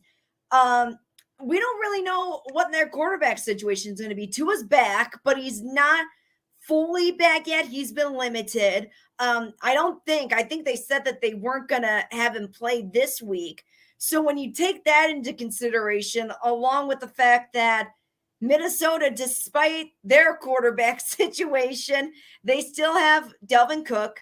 They still have Jeffrey Jefferson. They still have Evan Thielen. They still have all the right elements to win the game. Is Kirk Cousins going to be a Kirk Cousins again? Probably, but I just think they have more tools in place right now than Miami does, regardless if it's a home game advantage or not. So I'm going to pick Minnesota. Yeah, I'm picking Minnesota too. I know, it's going to be hot. It's going to be sticky. You got to make sure, Ken O'Connell's got to make sure his guys are hydrated. Skylar Thompson looks like he's going to have his first career start. That's going to be a tough one for him, especially since that Vikings defense is actually pretty opportunistic. I'm picking the Vikings. I mean, I don't know why, but I just feel like the Vikings are kind of trying to pull this off, I think. Yeah. Just because I don't like the situation with the Dolphins right now, I don't think. You got a rookie quarterback. Just give it to Dalvin Cook and just let him go to town. An interesting one here on another CBS one. You got the Bengals and the Saints. Christine, you start this one for us, please. This is a tough one for me because the Saints, they've been doing really well despite Jameis Winston being injured. Taysom Hill, he's had an amazing couple of games. He had an explosive one last week. I still don't think Andy Dalton's really doing anything for them, but at least, thankfully the Saints have a strong enough O-line and strong enough defense that are winning the games for them at the moment. With that being said, Joe Burrow is the guy for the Bengals with Jamar Chase there at the helm. I think this could be a pretty nice win for the Bengals. I'm not saying it's going to be a runaway. It's going to be a good game, that's for sure, but I think the Bengals pull this one out. Cincinnati's a 2.5 point favorite. We saw what the Saints did last week to Seattle, outscoring them in a shootout. And of course, Cincinnati lost the close one at Baltimore last Sunday night. I still don't trust Cincinnati, even though I like Joe Burrow dating back to last year. I'm going with the Saints because they're at home. And like I said, Taysom Hill, I don't know he's going to score 3 touchdowns again like he did last week, but he's going to have a big impact. Usually when he scores, has like 3 or 4 touchdowns, he has like 2 or 3 interceptions or fumbles.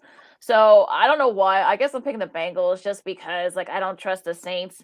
I mean, I think this will be a close one though, but I think Cincy has a little bit better talent than the Saints. This is like a pick'em game for me, so we'll see what happens. Another new game here. You got the 3-2 Ravens and the 4-1 Giants. But let's remember though the Giants are banged up. I think Kadarius Toney is going to be out. I saw that Leonard Williams is questionable. They're coming back from London, so that's another thing.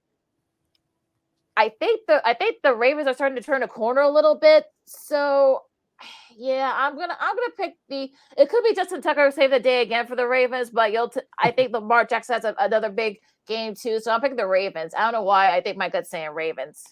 Baltimore's a 5.5-point road favorite. Short and sweet for me, Baltimore. I'm saying Baltimore too. You're not wrong with that, Lakeena. You're not wrong with that thought. I try. Keep it short and sweet here, folks. Bucks and the 1-4 Steelers. I think Brady has a bounce back this week, and the Steelers are just not very good. So the Bucks, this should be like a nice little medicine here for the Bucks. So I'm gonna say the Bucks. Keep it short and sweet. I'm gonna say the Bucks for this one too, Lakeena.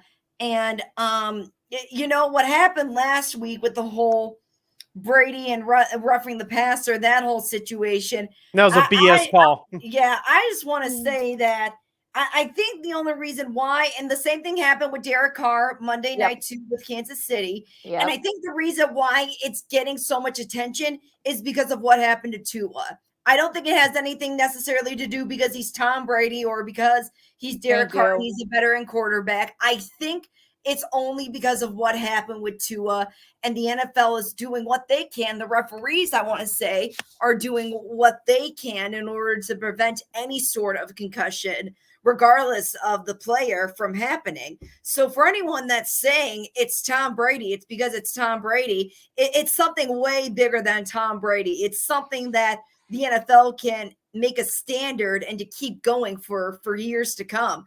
So, and that's and with that, I'm going to say Tampa Bay is going to win, but I just want to say that piece for a second, that anyone is thinking, oh, Tom Brady, they're only protecting him. No, they're protecting everybody out there. So anyway. Tampa Bay is an 8.5-point road favorite. I'm taking the Bucks. Case closed. All right, short and sweet here. First is the 3:00 games.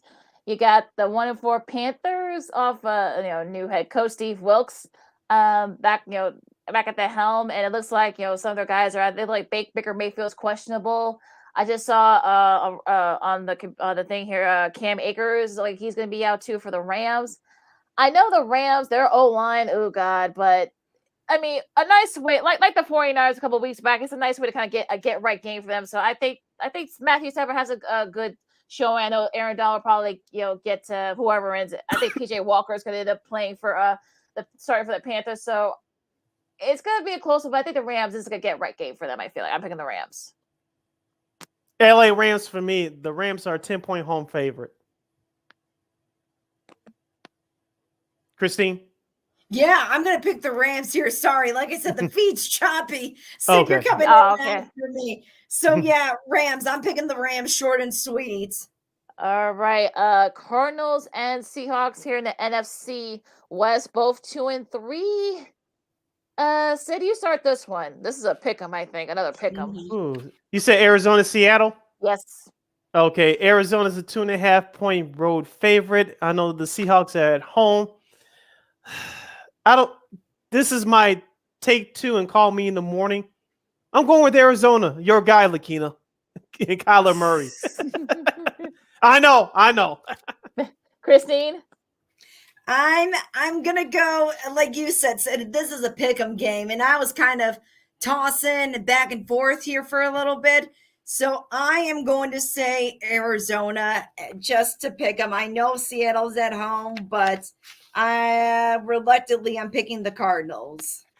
Well, make that 3 for me. Like, yeah, I'm picking the Cardinals too. I don't know why, but I know that some of their guys are going to be out. I think James Conner is out, but Look, at least DeAndre Hopkins is back next week for the Cardinals, so that should help him a little bit. But this could be another one of those ugly games. The marquee game here, this is going to be available nationally on CBS. You got the Bills and the Chiefs, a rematch of the AFC title game. Christine, you start this one for us, please. Boy, they're at home at Arrowhead, Kansas City, and this is going to be a great game. You have two great quarterbacks. You got great lines on both sides. This is tough. And I'm going to say Buffalo. And here's why I'm going to say Buffalo. I think because Kansas City just came off of the Monday night game. I don't know if they've had so much time to recuperate and get ready for this game on Sunday. I also know that theoretically the Bills always have those weeks where, they're not winning or something isn't going right. I think that this could be their week to get back on track with the Chiefs. And I think this is when we could start seeing the Chiefs slow down a little bit. Both of these teams have their good weeks and their bad weeks. And I think this week is going to go to the Bills. The Bills are 2.5-point favorites on the road. I just got this weird, even though Buffalo's the better team, I just got this weird feeling that Kansas City is going to turn it around just for this week. On that alone, I'm going Kansas City. Yeah, I saw a couple of their linebackers talk about for Kansas City, they're going to be out. They one of their linemen as well. They're a little banged up. So I'm with Christine. I'm going to say the Bills because I think that they feel like they should have won that game early in January, and I think they let that opportunity slip away. So I'm picking the Bills. I think this is going to be interesting nonetheless here. It should be a great game, though. It should be another great game here on Sunday night. You got the Cowboys and the 5-0 Eagles. An actual Sunday night game I can actually watch. It's probably a good Sunday night matchup here because a couple last couple weeks. Christine's happy too. Right. Well, I think I think the whole nation's happy about this. This should be a good one. I know Cooper Rush, has been really solid. That Cowboys defense. I know DeMarcus Lawrence. That's what I should say. Has had some things to say about Mr. Jalen Hurts. So I'm sure he's going to use that as motivation. Because they're at home, I'm going to pick the Eagles. I don't know. Take two and call me in the morning, but I'm picking the Eagles. Because Jalen Hurts is my fantasy QB. It's got to be the Phillies. I think the Phillies are going to have a great game. I think both Phillies. The Phillies, yeah. The Eagles. You mean the Eagles? Eagles, Phillies. Eagles. They're Phillies. Same thing. Well, yeah. Look, Kyle Schwarber. I think Kyle Schwarber could be a fullback. So yeah, Kyle Schwarber. No. You got Kyle Schwarber on the ring. The Eagles, I think, are going to have a great game. Both teams are, but right now, I think the Eagles they're thriving and they're going to keep on going. Philadelphia is a 6.5-point favorite at home. I think Dallas's defense and their running game will keep it close. I think Dallas will cover, but I think Philadelphia wins it by a field goal. All right, and last but not least, in the AFC West, you've got the Broncos and the Chargers for Monday Night Football. Sid, you start this one. The Chargers are 4.5-point favorites. We know Denver's offense stinks. The Chargers still trying to get healthy, even though they're having injury issues right now. I think Justin Herbert, if his offensive lineman let him stay upright, he could torture that Denver secondary. I'm going with the Chargers. Christine, go ahead. Me go next? Yeah. I'm going to say Chargers. Nathaniel Hackett, what a guy that we wanted as our coach in Chicago, right? What a guy. So look, it's Chargers. They got Justin Herbert, who's been great. I know Russell Wilson, he's trying to turn things around, but as long as Hackett's that coach, I'm not expecting much. So I'm going with Chargers.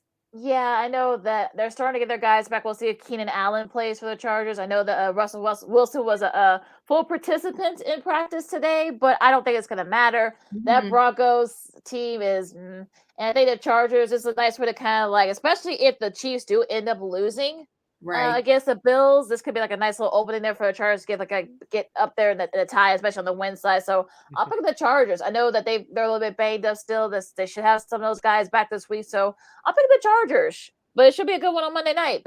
There will be no Manning cast. So next Manning cast not until next Monday night when the Patriots and the Bears play. Ooh, that should be fun. Did the Manning cast do no, they wouldn't have. Nope. Never mind. I was gonna say that would have been funny just to listen to their insight of all that garbage. Yeah. Oh yeah. So they did not. I just wanted at least to hear what they had to say with that, because that was just a trash can on fire. 2 trash cans on fire. That was just terrible. And those are our picks for Week 6 of the NFL. You listen to Second City Sports on Sports Zone Chicago. Lakeena McGee, Sydney Brown, and our girl Christine Manika for KXRB joining us. Christine, since we got you on, I know we talked about this with Cheryl Raye Stout for WBEZ earlier about the managerial search for the Chicago White Sox. Who's your favorite? Who's kind of like your wish list of guys that you want to manage the Sox? Gosh, there are a lot of names that are being thrown around, and I really like. I need to pull up their names, but one of them is from Kansas City. I like him, even though he hasn't been winning recently. He did something right for Kansas City for the past couple of years. I like him. I also don't mind the Astros third base coach, the guy that they're looking at, and here's why. I don't think he was part of that cheating scandal. I think he was still with New York and the Yankees at the time. He's 42 years old. I think that's a great age. I think it's a relatable age for the guys to have in a coach. A name that I was shocked at that was being thrown around was Ron Washington, 70 years old. And just, I'm like, okay, no, we want to go away from that. Like, I said a week ago, I want someone under 65, not over 65, you know? And again, I still hear the name. I still hear Joe Maddon's name going around. I still hear Ozzy's name going around. I would love it if Ozzy were to come back and coach the White Sox, even if it was for a couple of seasons. I would love that. But so far, I think my top pick, if I'm going with age, I got to go with that Astros third base coach. Joe Espada, that's who you're talking about. Yeah, he's only 47, so yeah, I mean that could work. I mean, age is if that is going to be the thing, but it'll be interesting though. Like, I don't think Ozzy's coming back. I don't think they want to go that route again, but it should be interesting though. Well, we'll see. Yeah, like you said, Joe Espada, he may be the next Houston manager in the wings. Should Dusty Baker retire this year or next year? So the Sox want him. That's going to be kind of tough, but he should be on the White Sox wish list. I think regarding with Ozzy again, they did this almost at the last minute before they hired Tony La Russa. If you're the White Sox management, we know it's pretty messed up. But if you know for sure that he's not part of your plans as far as being the manager, you should say that right now. Why have him in your fan base waiting in the rings, giving them false hope that he has a realistic shot of returning to the team? If you know for sure he's not part of your plans as far as managing the team, let us know right now. And that's on the Sox management. But as far as a hitting candidate, for me personally, I think we said this on Monday, Lakeena, or last week. Joey Core, I know he was part of that White Sox team back in the day in '93, but he's been involved with the game of baseball for all these years as a player now.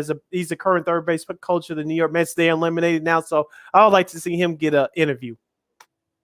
Yeah, I mean, like I said, how many cooks are going to be in the kitchen there for the pick? I think, and also too, Carlos Beltran. I know he was supposed to manage the New York Mets, but because of that cheating scandal, he lost his job along with Alex Cora, who's now back with Boston after being gone for that 2020 year. Of course, A.J. Hinch, who lost his job, he's managing the Detroit Tigers now. But Carlos Beltran, give him an interview. Well, like I said, it's going to be very interesting to see if, like I said, how much influence will somebody have? Will it be Jerry's influence? Will it be, Kenny Williams? I'm sure he's going to want to have put his 2 cents in. So it's going to be good. It's going to have to be a name that everybody can agree on, which that wasn't the case with Tony La Russa. I don't think it's going to be a case this time, but we'll see. Yeah, we'll see. One quick thing about the White Sox before we move on. I wanted to bring up this mystery that we talked about this, Lakeena, during our interview with Cheryl Raye Stout from WBEZ, and she said that a couple of pitchers off the record from the White Sox were having the conversations with her about the lack of consistent defense and throwing extra pitches. We all know that Dallas Keuchel was one of them. That's why one of many reasons why he was off the team early in the season. But I want to throw out two pitchers that she could be talking about: Dylan Cease and Lance Lynn. Now, both of them not going to. We know Lance Lynn can speak his mind at times, and we heard that during the last couple of weeks of the season. We know Dylan Cease is a quiet, stern guy, but if you pay attention to Dylan Cease's performances, especially during the last month and a half of the season, he didn't get any run support, and he had to throw extra pitches. If you paid attention to his starts, he always fell behind in counts 2-1, 3-1. He always had to make that perfect pitch, because if he didn't, the defense was shoddy, and most of the times, especially down the stretch, it failed behind him. Same thing with Lance Lynn. If you're Dylan Cease, I think he ended the year with 14 wins. He could have had closer to 20 wins, like you said, Christine. He could have had, as you predicted before the start of the season. So you're welcome. Well, I mean, if Cease ends up losing the Cy Young, AL Cy Young, that could be why. The fact they only has 14 wins. That could probably end up being the reason why. So I don't know.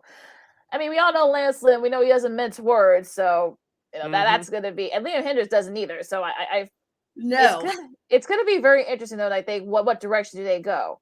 Obviously, I still think the Sox, the window's still open for the Sox. It may not be as open as they thought it was. It might starting to close a little bit. But do you bring back Jose Abreu? Do you let him walk? Do you bring I back think they're gonna let him walk. Guys? Yeah, I think they might. I can see them doing that. Do you think they'll let Abreu walk, Christine? Oh. Do you think they'll let Jose Abreu walk? Oh, your words are kind of coming in and out. Okay, I'll try. Christine, if you can hear me, do you think that the White Sox will let Jose Abreu go since he's a free agent? Oh, here we go. Yeah, Jose Abreu. As much as I would love him to stick around, if the Sox, if they want to go a different direction, it's their choice, it's their prerogative. I know the fans would be upset because Jose has been such a part of the White Sox community and the White Sox family for such a long period of time, for almost a decade. So if they can try to keep a veteran like Jose Abreu on, I think it would be beneficial. If they can't do it, then I guess all you can say is thank you to Jose and appreciate him for all the memories that he created for the White Sox fans and for the team. Yeah.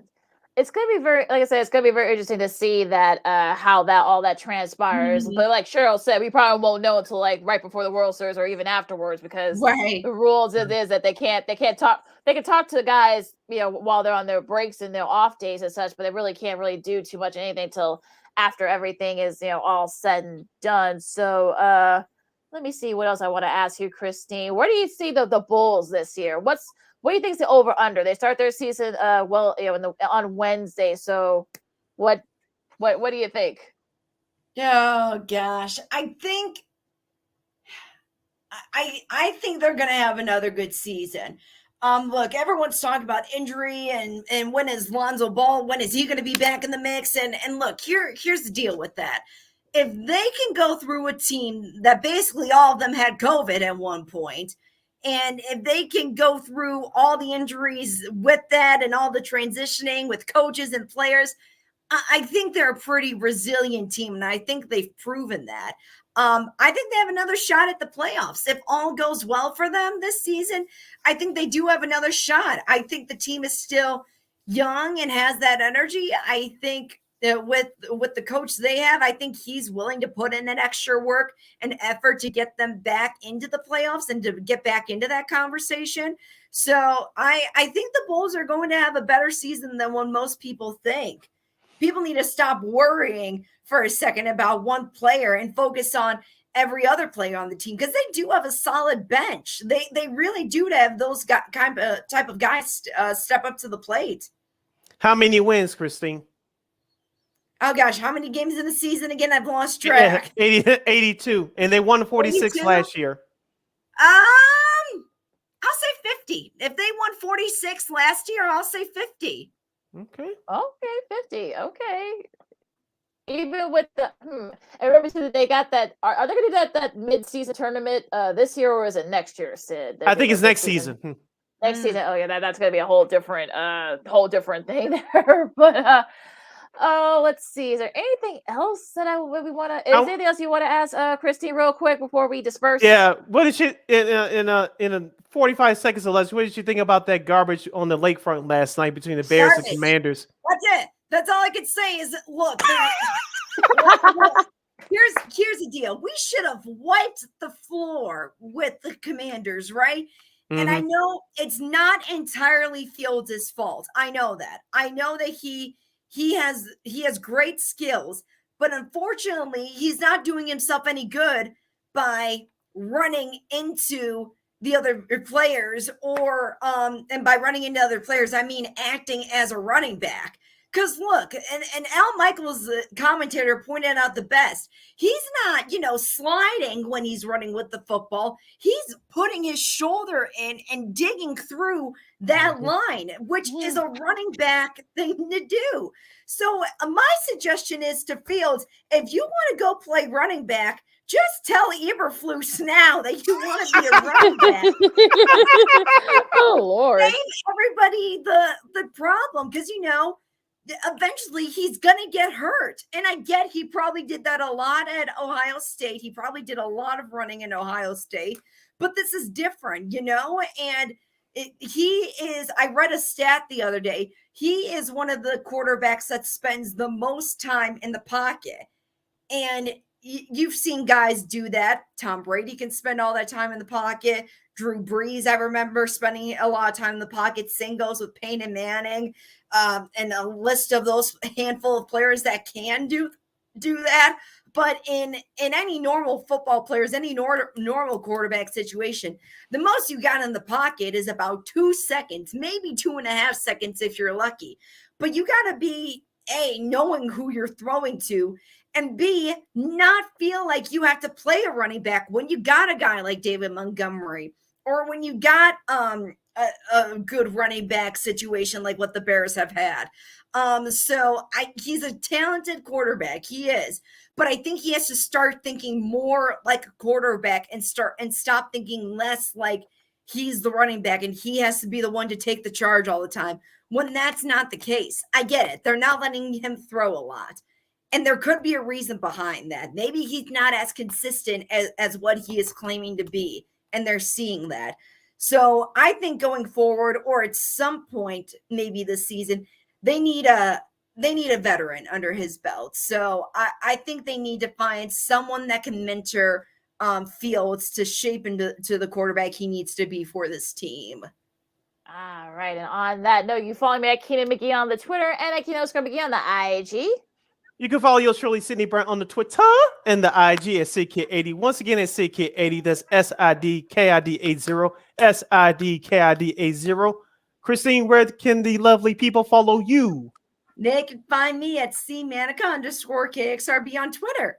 All right, excellent. And we got a great show coming up for you guys on Monday. For all your NBA fans, we're going to have our NBA opening season roundtable is back. We got an all-star panel of folks that you know and love. We're going to tell you about that on Monday. We're not going to tell you just yet. So, just stay tuned for that at 1 o'clock Central Time right here on Sports on Chicago, Second City Sports, our NBA roundtable, the whole hour on NBA, Bulls, favorites in the East, West, MVPs, so much in between. So make sure you guys check out for that on Monday.